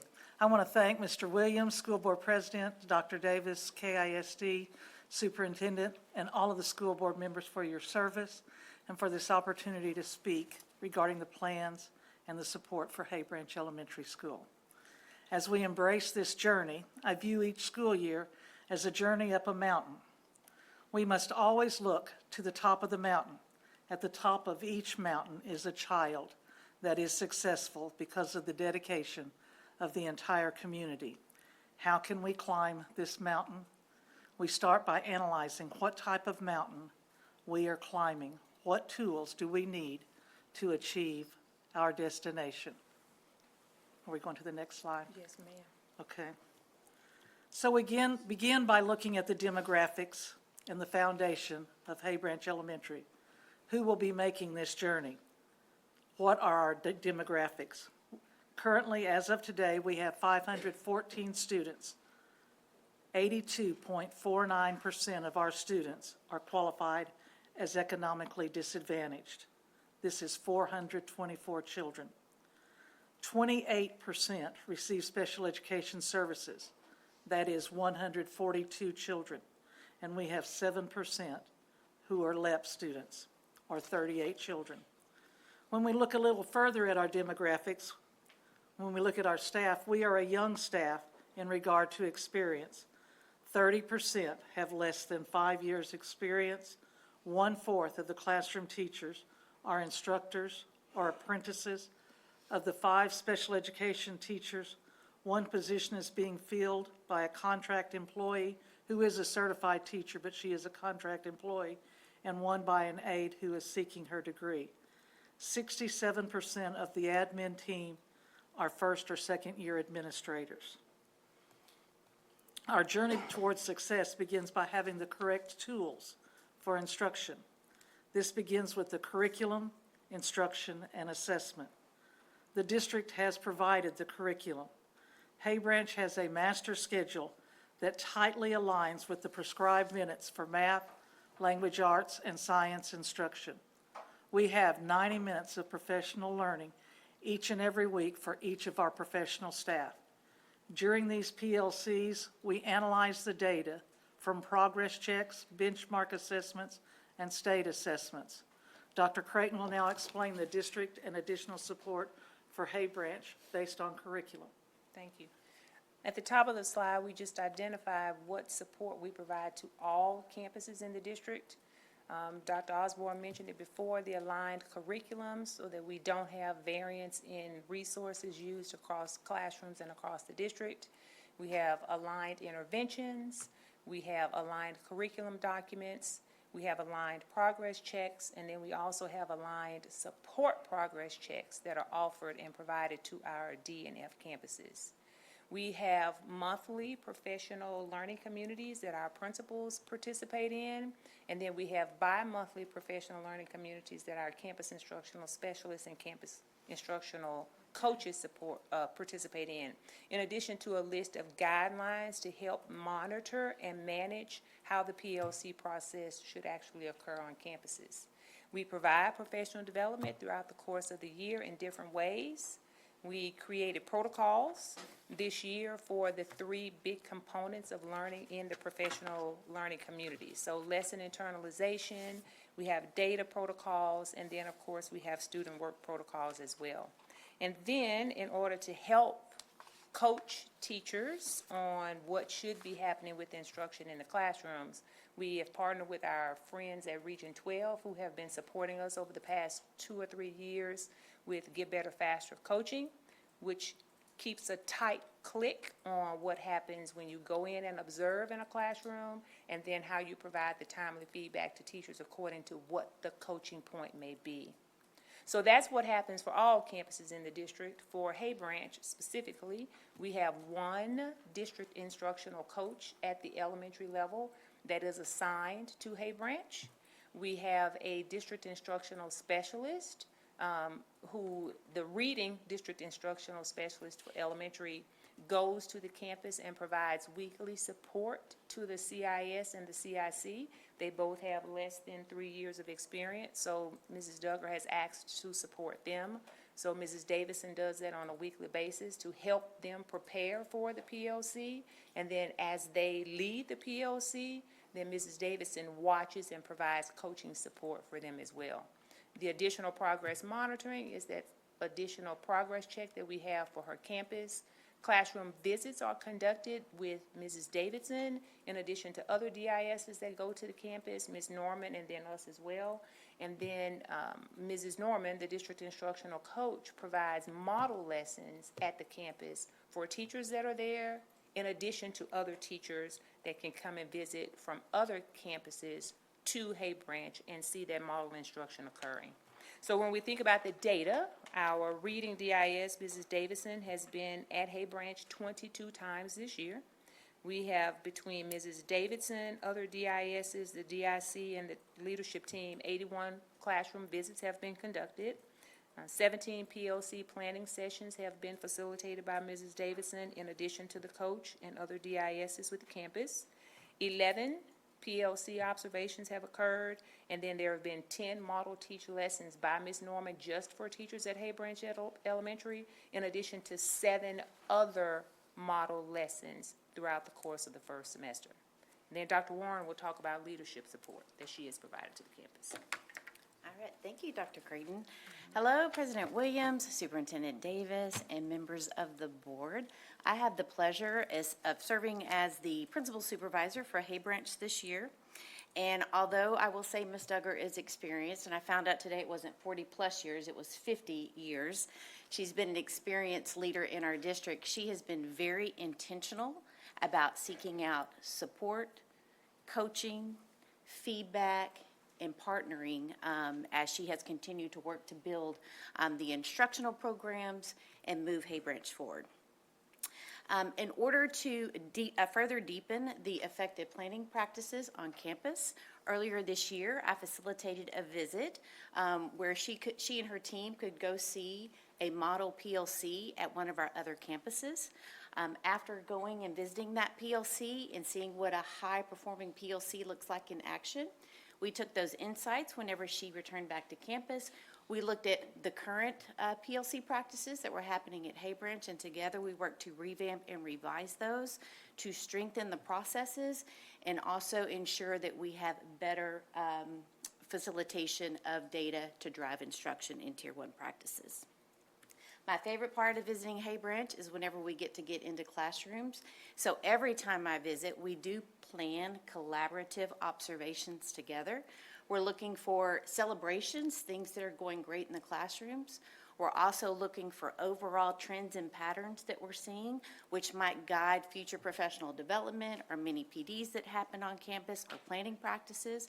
We're also looking for areas of growth, and that data is going to drive then future instructional coaching and support for the teachers there on campus. Collaborated with Ms. Duggar surrounding her leadership meetings and her agendas for that. Part of being a strong instructional leader is growing the team that is currently there on your campus and also having overall support for the operations that are on campus. She holds weekly instructional leadership team meetings and operational team meetings. So we took a look at her schedule, we looked at the agendas, and I believe we strengthened those in order to make sure that we have processes that are in place, we have strong roles and responsibilities, and we are coming out of those meetings with actions and next step to drive the work that she's doing there on campus. So visiting campus is important. One thing that I always make sure is that I am there for Ms. Duggar and all my principals, but I'm very flexible in my access. 24/7, if there's anything that she needs outside of our visit, she knows that I'm just a phone call or a text away. So this year, we've had a very strong partnership working to drive the work that is happening there at Hay Branch. One thing I will say about Ms. Duggar is that although she is a seasoned leader, she is consistently a lifelong learner, and she's seeking opportunities to grow, because ultimately what we want to have happen is ensure that we have positive student outcomes at Hay Branch this year. Thank you. Yep.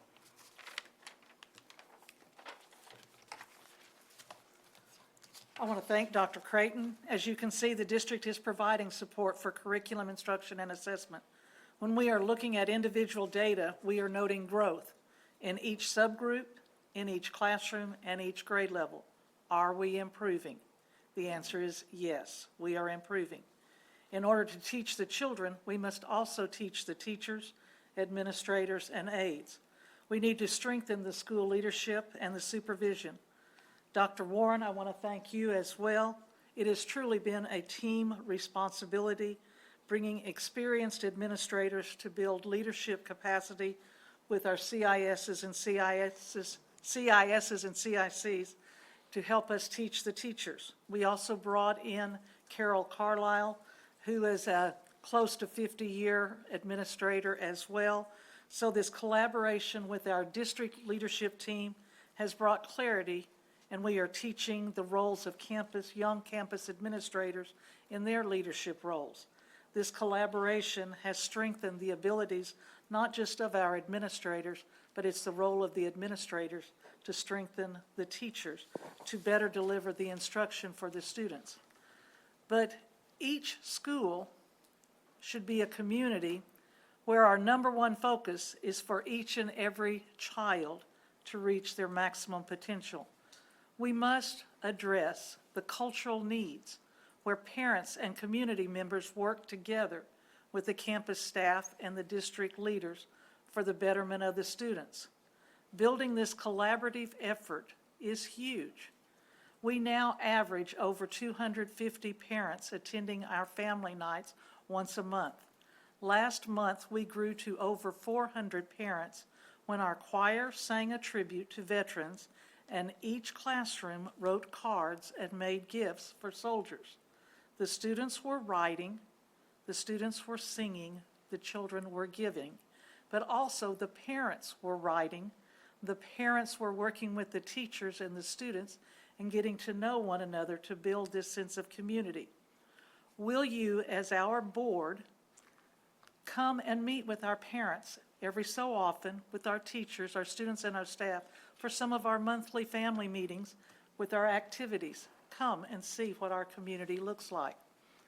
Will you support us by providing ongoing district professional development with people like Carol Carlisle, Diana Davidson, and Vivian Norman? Will you help us in prioritization in hiring qualified staff so that our special programs and classrooms are filled with strong educators. Together, we can and we will maximize the success of Hay Branch for each and every child. If you look at the data, at the progress checks and benchmark assessments, you will see that the children are growing. Last year, our kindergarten, first and second grade children, based on the data, grew 1.5 years. It starts with the foundation. When one looks at our parents, the students, and the staff at Hay Branch, together we focus on growing our children. We recognize the fact that there has been a need for improvement, but we don't look towards the past.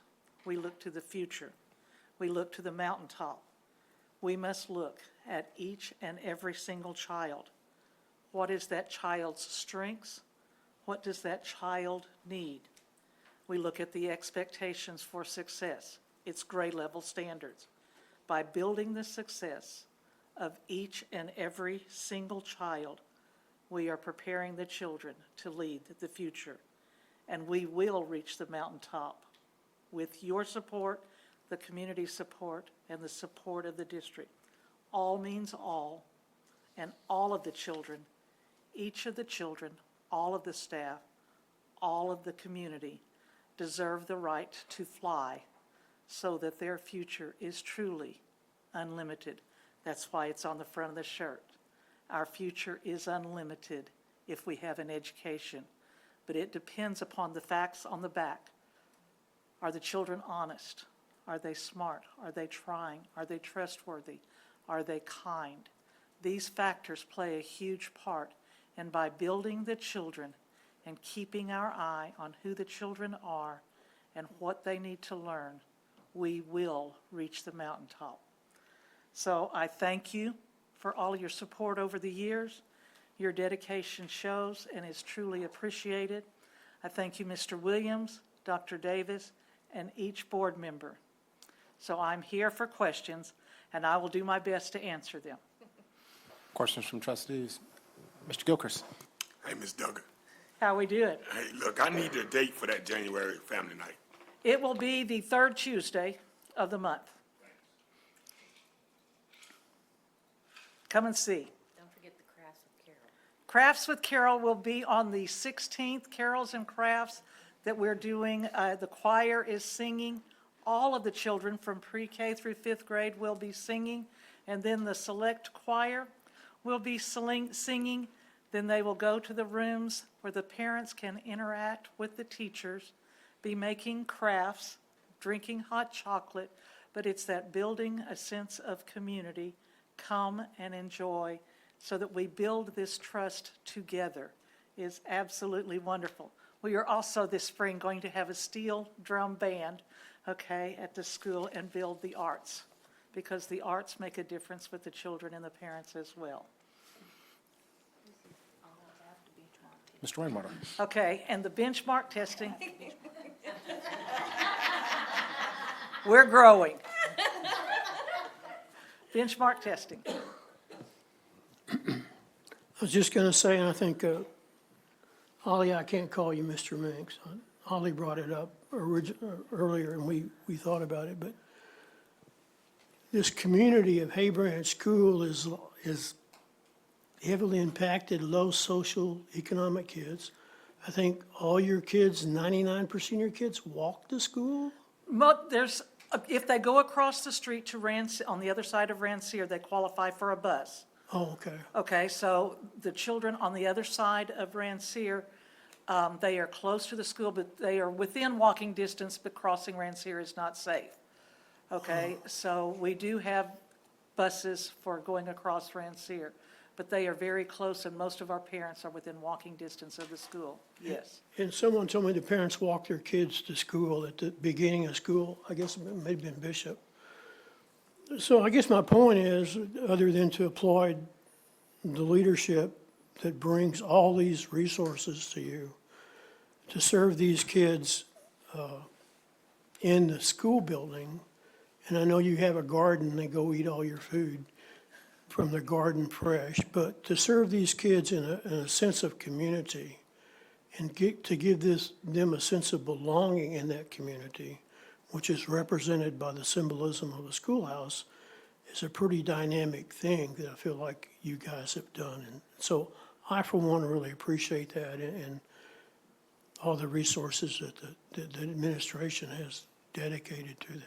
I would like for you to come and see the children Will. walking. We gave out over 100 boxes of food to families at the campus for Thanksgiving, over 100, okay, from different people in the community. The children got to carry in the groceries and organize them in the room. And that, they were taught to go out and say, thank you, my name is John Smith, you know, thank you for this and for helping other people, and carried in the food. I loved it when one of them was helping carrying in the food, and he turned to me and he said, I think I learned more today than I've learned in my whole life.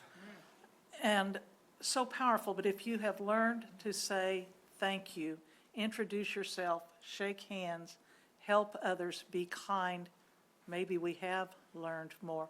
And that makes a difference when people are feeding the children, caring for the children, and knowing that they're a part of the community. They walk taller, and academically, they are shining. We are feeding over 350 supper every afternoon now. Madam Secretary. Again, I appreciate our president, Vice President, Dr. Davis, for putting this on our agenda so quickly, because it was a concern when we made a different direction and approved keeping this wonderful campus available to our students and staff in that community. And my concern was providing resources. I reached out to you, you visited with me at length about your professional planning days and those conversations and the PLCs and how you were having to pull a teacher over here or an aide over here to cover over here. Are we getting better at that? Do you need like a long-term sub? Do you have a long-term sub on your campus that would help you with the planning and support? We have restructured the planning program where that we meet from 7:30 to 8:30 in the morning. Okay. And part of that is before school starts, part of it is the first thing in the morning while we're having intervention, when we cover the classes then, Okay. so that we can better serve during the day. We are fully staffed at the moment, okay, even though it's a aide that is covering one of the special education classes and a contract employee. The aide is finishing her teaching degree, should be done by Christmas, and she's been a long-term employee of KISD, doing a wonderful job. And the contractor is also an experienced teacher. So you feel, Mrs. Duggar, that the issues that you brought up with me, we can check the box? We can check the box, we've got it. That's what I need to hear. Maximizing the learning, bringing in Diana Davidson has been huge, okay? We're working also on Liz Layor is coming in January in the afternoon. I got that today to do some more professional development. Teaching the teachers, they've got the heart, they care, they are dedicated to the children and to KISD. These apprentices and instructors are working mighty hard, they just need to learn. I can teach them how to teach, I can't teach them how to care if they don't have a heart. Madam Vice President. Ms. Duggar, thank you for stepping up to the challenge and coming back into the KISD fold. We appreciate you. Are there PTOs or PTA organization? Is there a PTA or a PTO organization in your school? What we call it is family night. Instead of having PTA, PTO, will you come to the school? Will you help us? We had to get the parents because it was like 5 parents coming to the school when I first came. 5. Let's get the people in the door. To be real honest, I'm not interested in selling things. I'm interested in building the relationship with the parents. Will you please come in? Get them in the door, going out and welcoming them in the afternoon and in the morning, getting the parents in. And so we build, and so we call it family night, come to the school. Are there any parents who, in that group, that would step up to help you lead that mission? They're learning. We're training them as well. Because you can't do everything. We can't do it all, and we have the parent We have to shed some of liaison. that off onto the parents. But we first have to build the relationship and the trust. Okay. And you said that is the second Thursday of January? Third Tuesday of the month. Third Tuesday. Every Tuesday? Every time, Every we ask the month? I mean, parents. every month? Every month. So the third Tuesday, okay. got it. Sometimes we have, it depends on what the parents ask for. It depends on the holidays. You know, it depends on the school board meetings, okay? And so, different things, but we try to make it, that we ask the parents what they wanted. They like Tuesday night, unless there's a middle school football game or something. And do any of these parents engage in volunteering at the school? We haven't got that yet. We're trying. Okay, all right, thank you. We're working on that, but getting them in the daytime work makes it hard for them during the daytime. Understood, thank you. Any other questions from trustees? Just one quick thing. Madam Secretary. The invites that you just gave us are on the nights that we have board meetings already I can planned? change it if you want me to. No, we don't need to, because it's more important for the parents, but I did not want you to think that we don't have a desire to be there.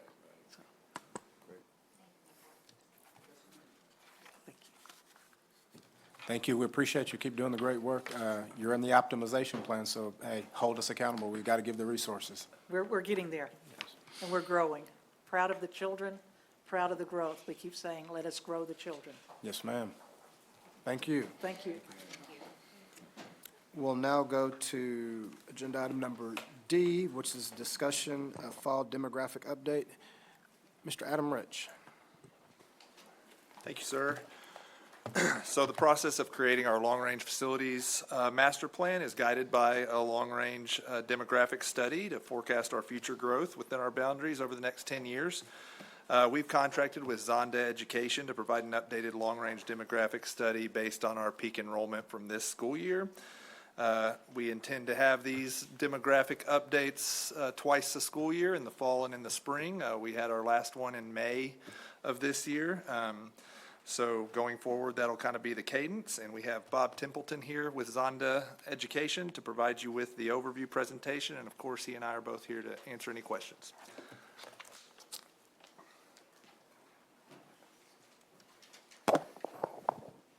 Well, thank you, Board President Williams, board members, Superintendent King. It is great to be with you tonight. This is my 26th year doing demographics and planning for school districts.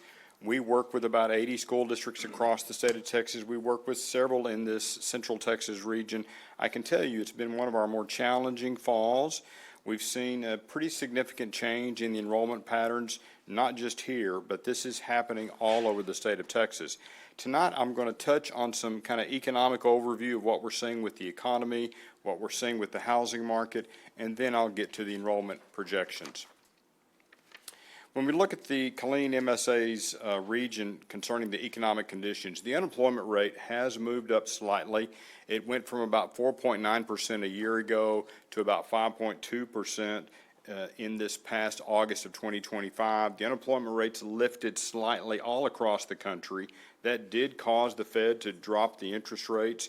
We've seen 2 drops, but unfortunately, it really hasn't moved them down enough. Those 30-year mortgage rates are still above 6%.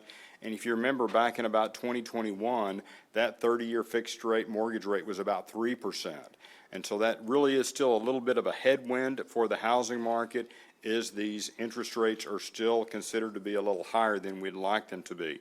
We're also dealing with the kind of a softening in job growth. The job growth across the country has softened. We are still seeing some job growth, but it's not at those strong levels that we saw a few years ago.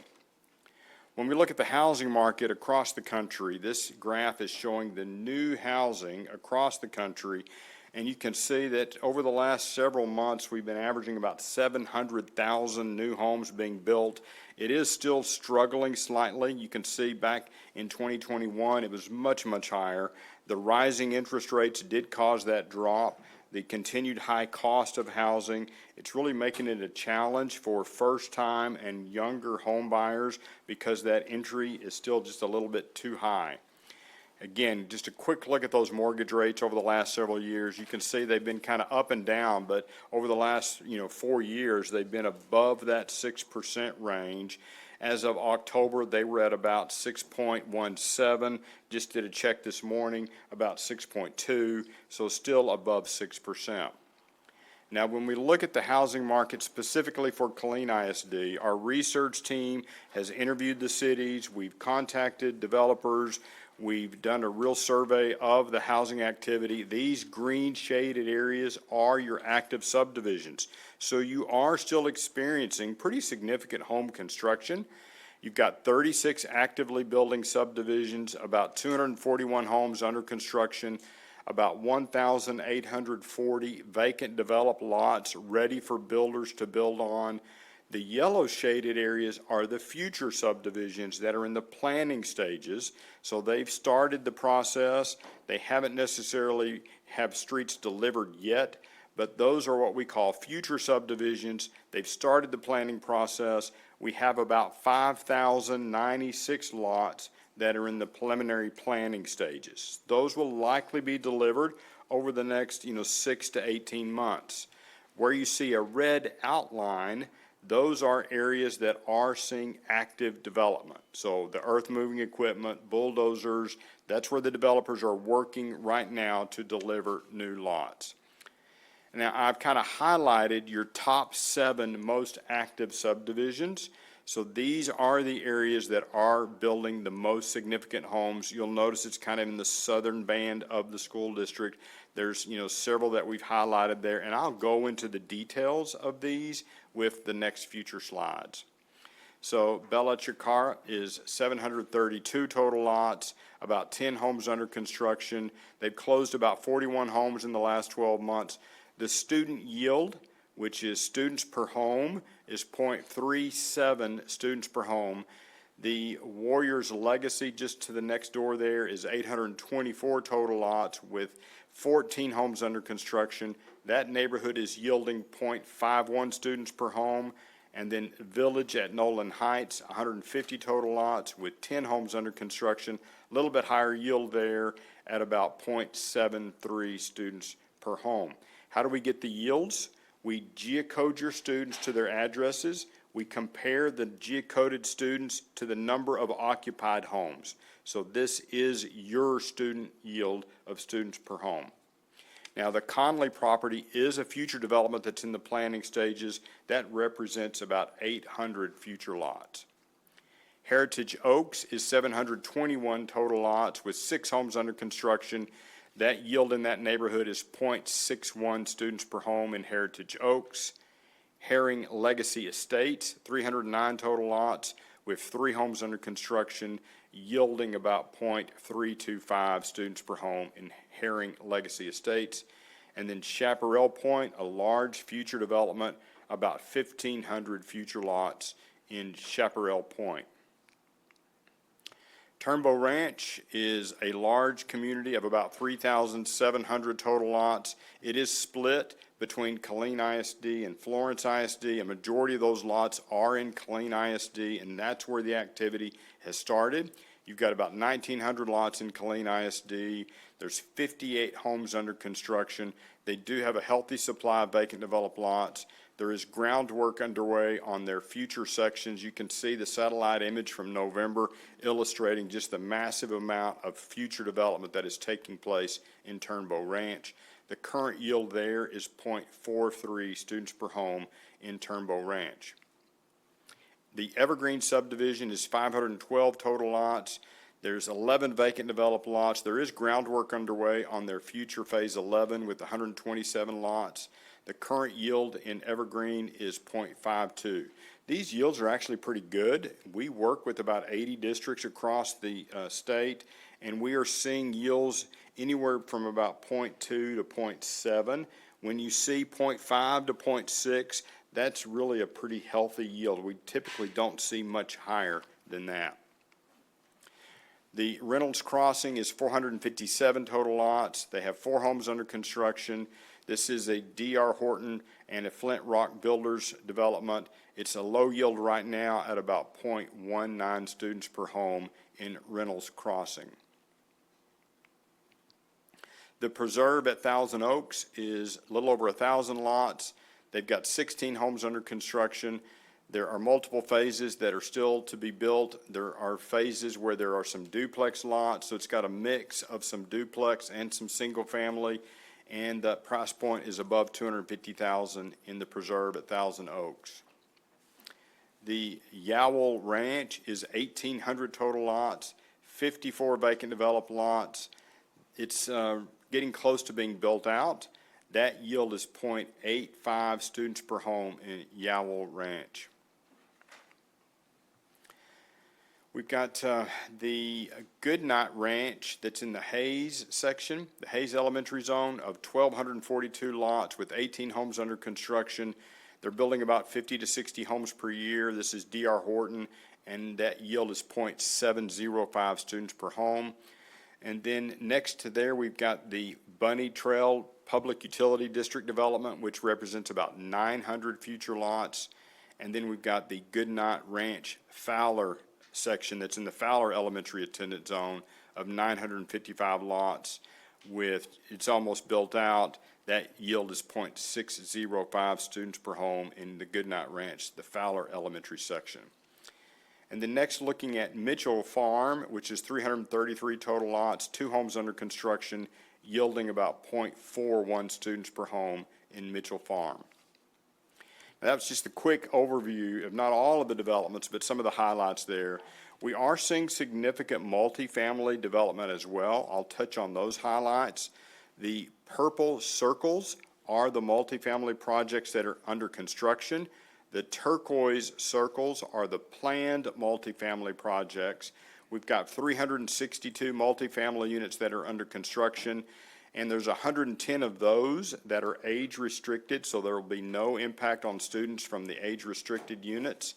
We have an additional 3,600 multifamily units that are in the planning stages. So a significant amount of multifamily construction is taking place. I'll touch on some of those highlights as well. The Altair at Clear Creek is 182 units, 19 different buildings. The construction is underway. We expect it to be leasing either summer or fall of 2026. Phase 2 is more of a 72 units of cottage-style single-family rentals. We're seeing this type of multifamily really growing across all of our clients. So it's just imagine little single-family type homes, but they are a little bit smaller. They're very popular, and they're gaining in popularity because it feels like a single-family home, but there's not the long-term commitments of a mortgage. The Avenue Heights is 70 units under construction. The final plat was approved in May of '24. Estimate them to be leasing in the spring of '26, so this upcoming spring. As I mentioned, we geocode your students to their addresses. This is the multifamily yield overlay. So we've geocoded your students. We have 2,644 students that have geocoded to the multifamily complexes. It's a thematic map. Those green shaded apartment complexes are yielding less than 0.25 students per home. The yellow are yielding between 0.25 and 0.5. The orange are yielding between 0.5 and 0.75, and the red are yielding greater than 0.75. Also, some of those higher yielding are mobile home or manufactured housing communities. They show up in our database as multifamily because they don't own the land. So it's multiple multifamily homes on a parcel is why we categorize them in the multifamily category. But the average yield across the district is 0.23 students per home. So it is yielding less than single family, but you do have a few of those areas, the orange and the red, that are yielding very similar to the single family. Now, we do use the birth rate data to guide our enrollment projections. What we do is we calculate the number of births for the district. And so in this table, if you look at the very first row, the 2013 birth data was 4,534. We compare that to the lagging 5-year enrollment number of kindergarten to give us a ratio. So that ratio is measuring the births from 23 compared to the kindergarten class of 2018. That's where we get that birth rate ratio. And what you'll notice is that ratio has decreased. So the number of births is also going down, so we are seeing a reduced number of births. That's the lower birth rate issue that's happening across the country, but we're also seeing less ratio. Now, why are we seeing less ratio? The less ratio, dropping to 71%, is those that are choosing either charter schools, home schools, or transferring to neighboring school districts. That's why we don't have 100%. 100% is not seen in any of our districts across the state of Texas, but we are seeing those ratios dropping. That's the expansion of choice. So that drop from, 0.77 back just a couple of years ago to 0.71, you can see that has a very significant impact on that future kindergarten enrollment. For this forecast, I'm using 0.71 as the ratio for the next 3 years for your kindergarten class. Now, just a quick look at your enrollment history by grade level. So this is looking at the enrollment, the peak enrollment for the last several years.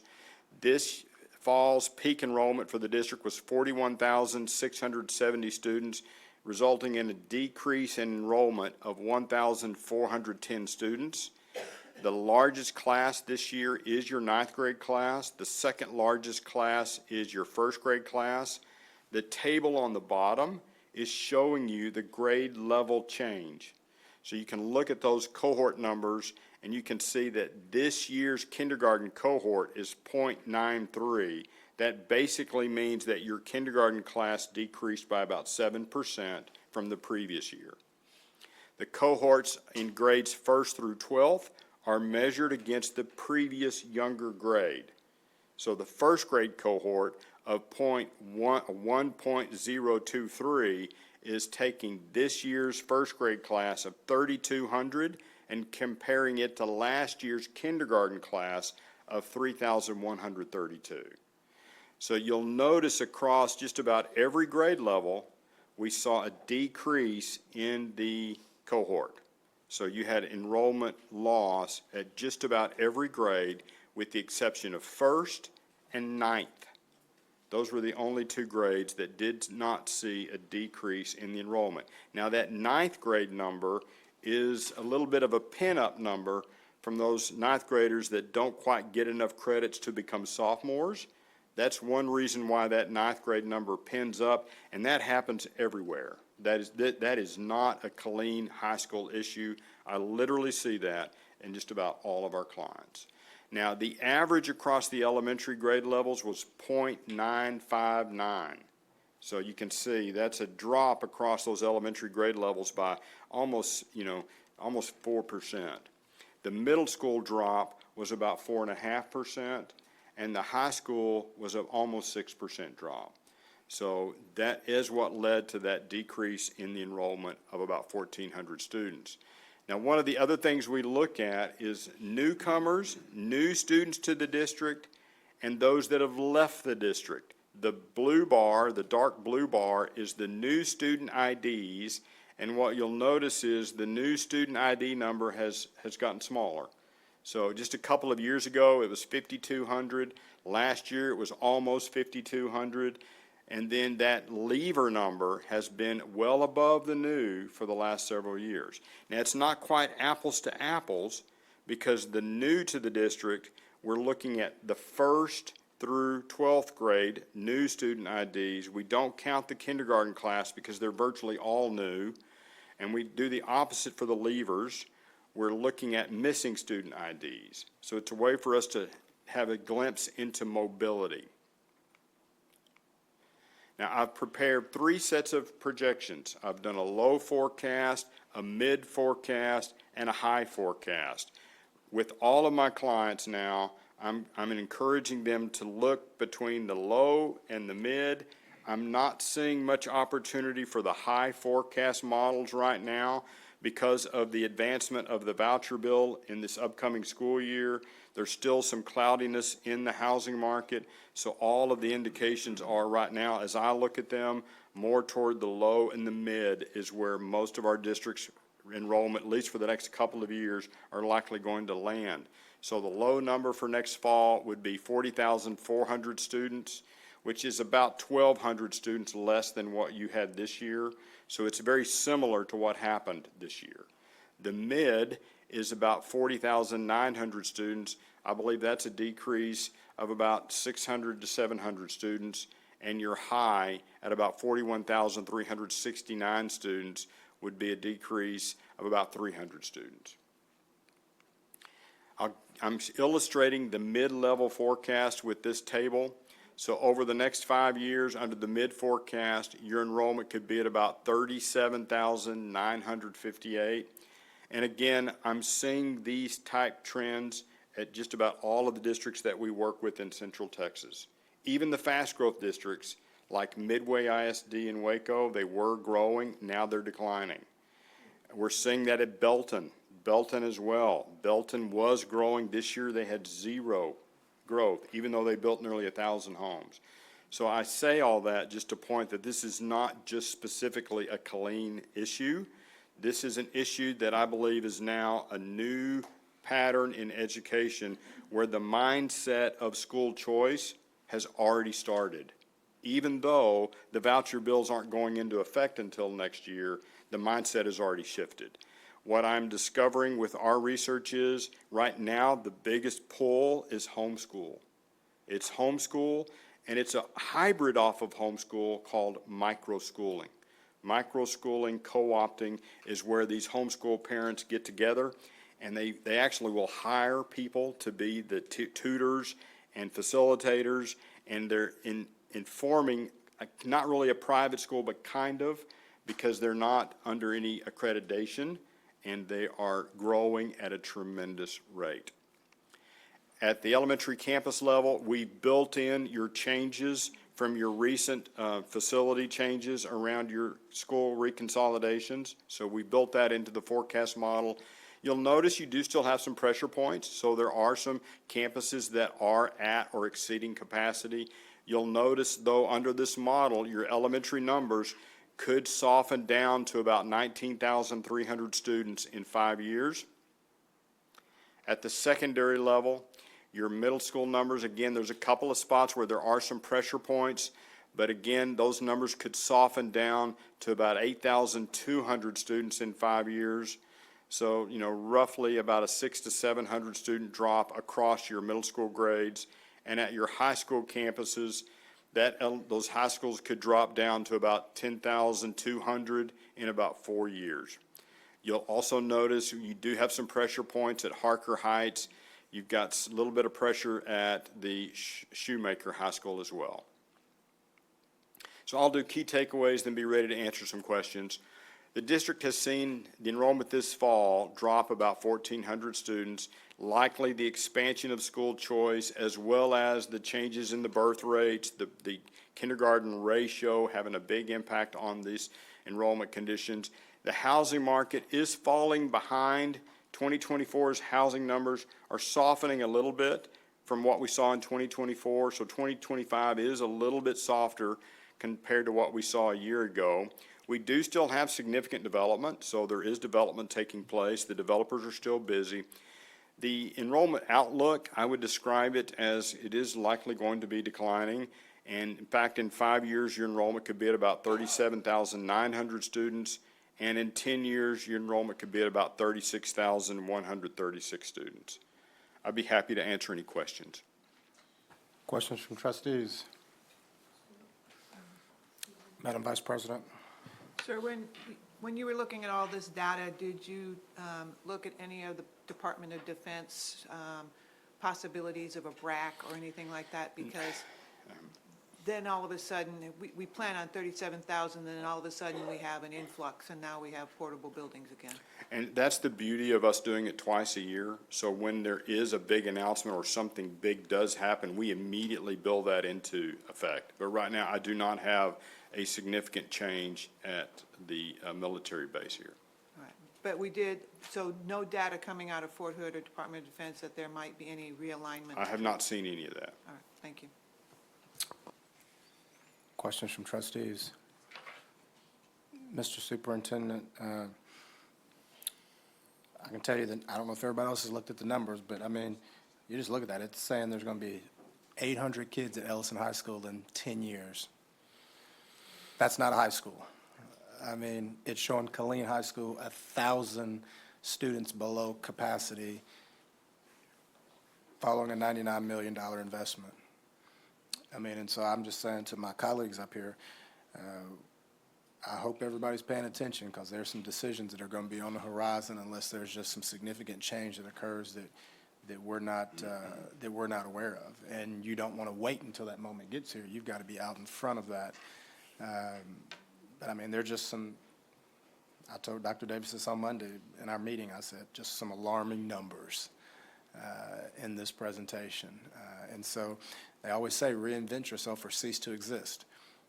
And I think this district needs to be doing a deep dive of how we're going to reinvent ourselves to be a viable option well into the future beyond these numbers. And I don't mean to make that all doom and gloom, but unless you are the worst predictor of numbers known to mankind, I mean, those are significant numbers. And I'm thinking those are probably conservative, because I would think you're not just pushing them as far as you can out there because, well, you said you're at the midpoint.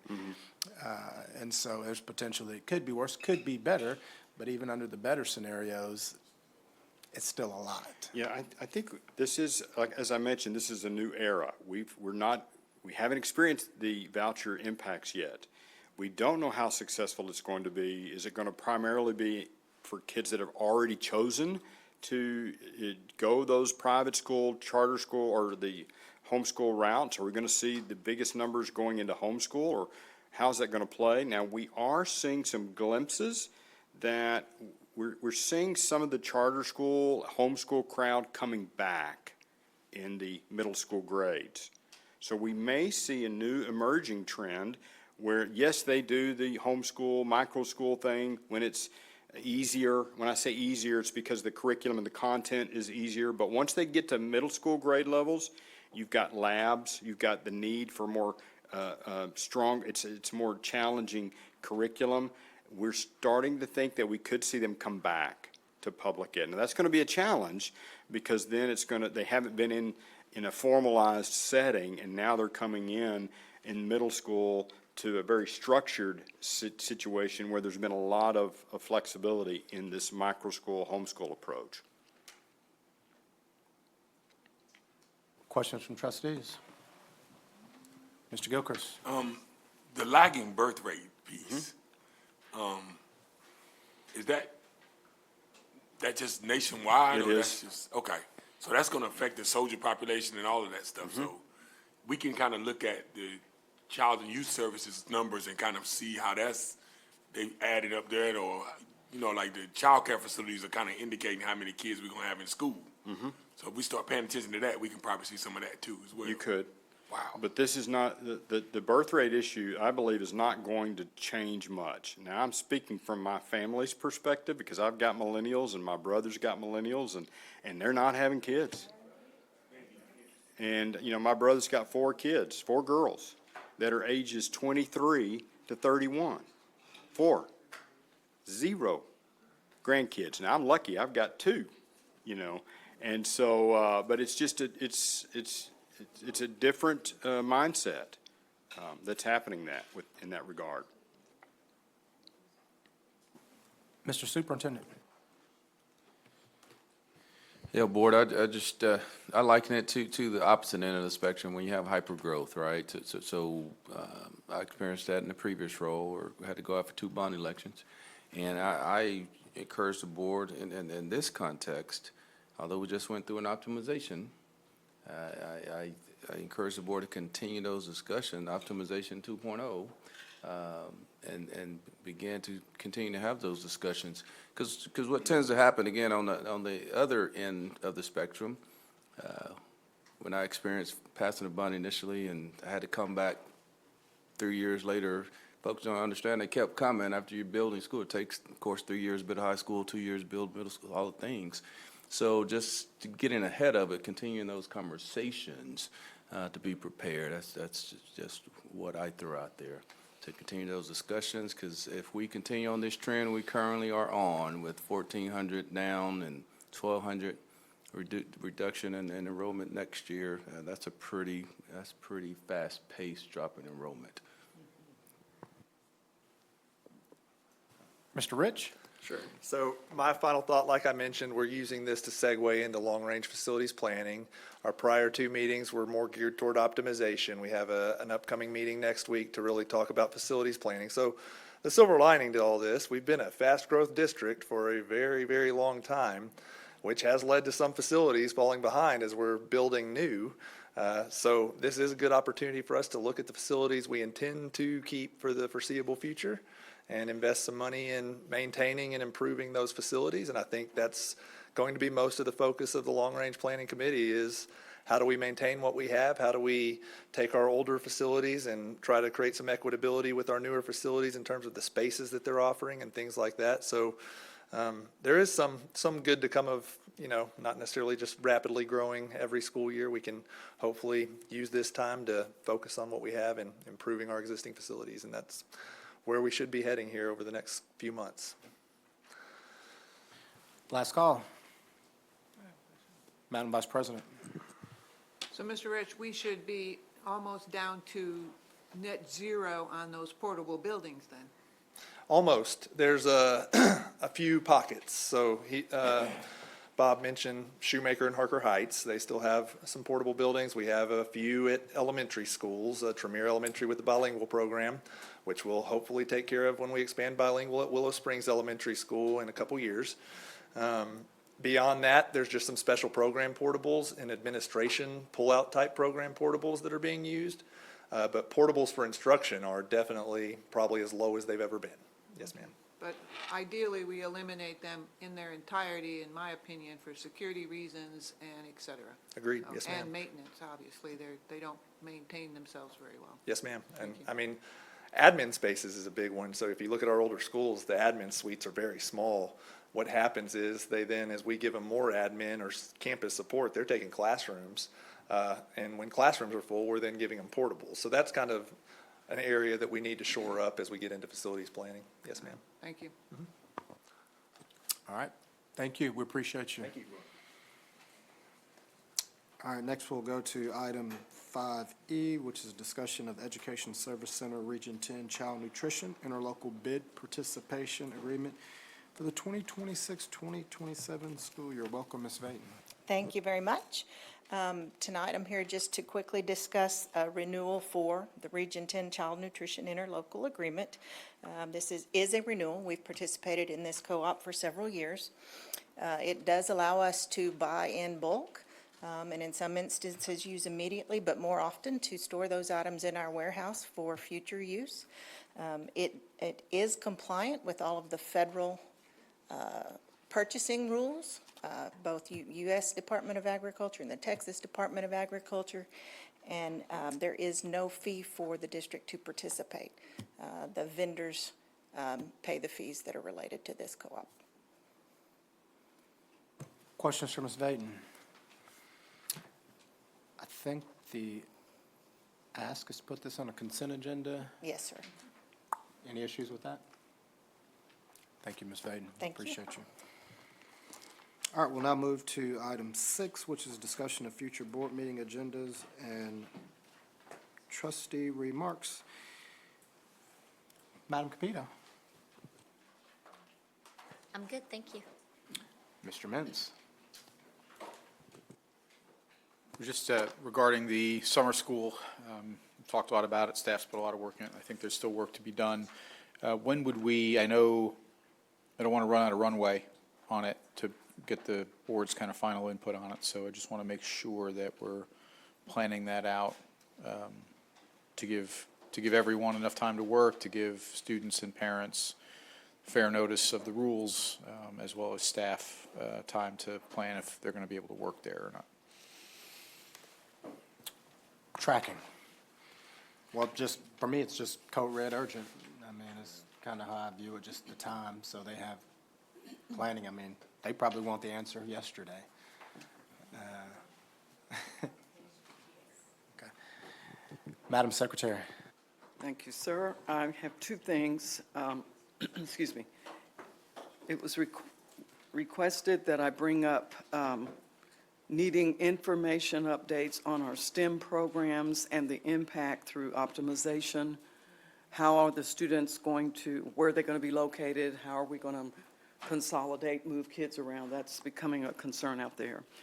So I said I would bring that one forward.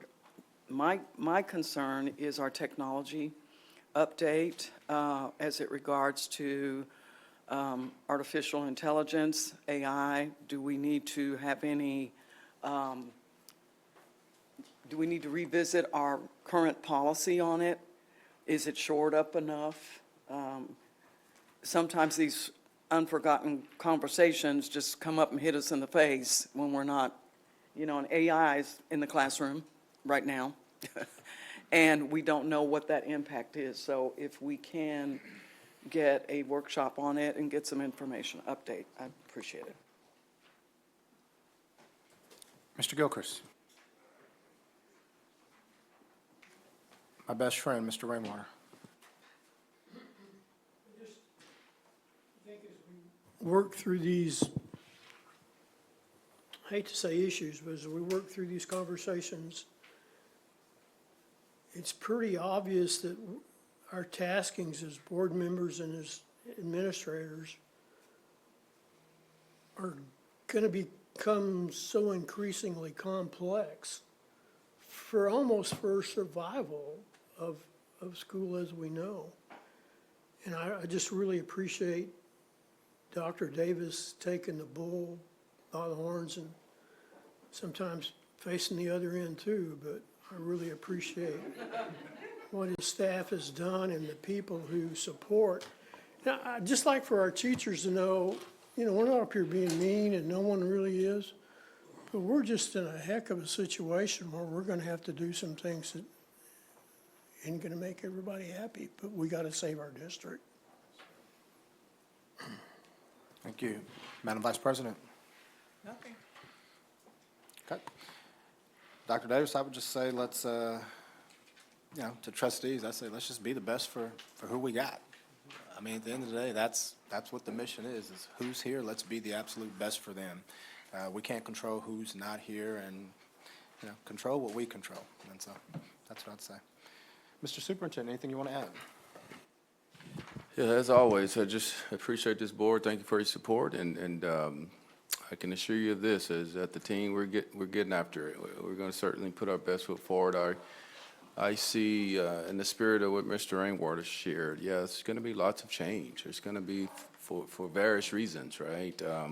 And so as we've gone through this meeting, I've just had lots of reflections, and so I'll work on certainly us really doing increase our communications, because in change oftentimes creates anxiety and so on and so forth, and we know that. And so certainly as we go through these things, as we know we have to do some things differently in some areas, and so we'll continue to try to send that message, the right message to the team, to our staff throughout this district, because it can be hard, it can be challenging. So that said, thank you for your continued support.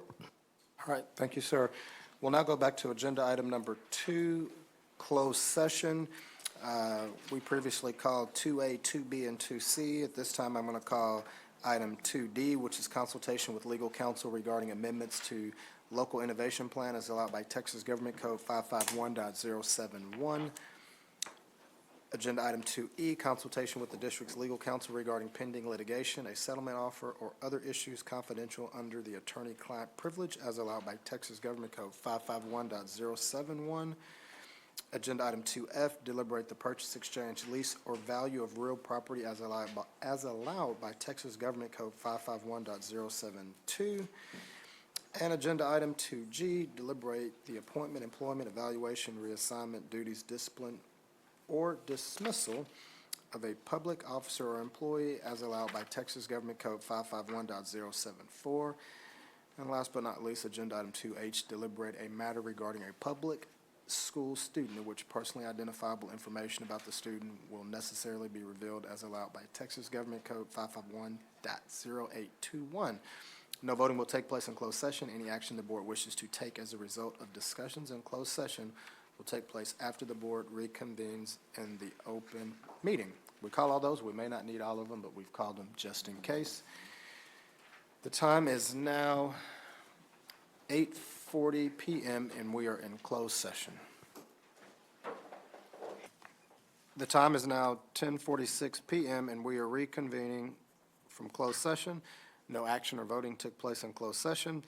The board will now go back to agenda item number 7, which is consideration of possible action regarding Level 3 parent complaint. Madam Capito.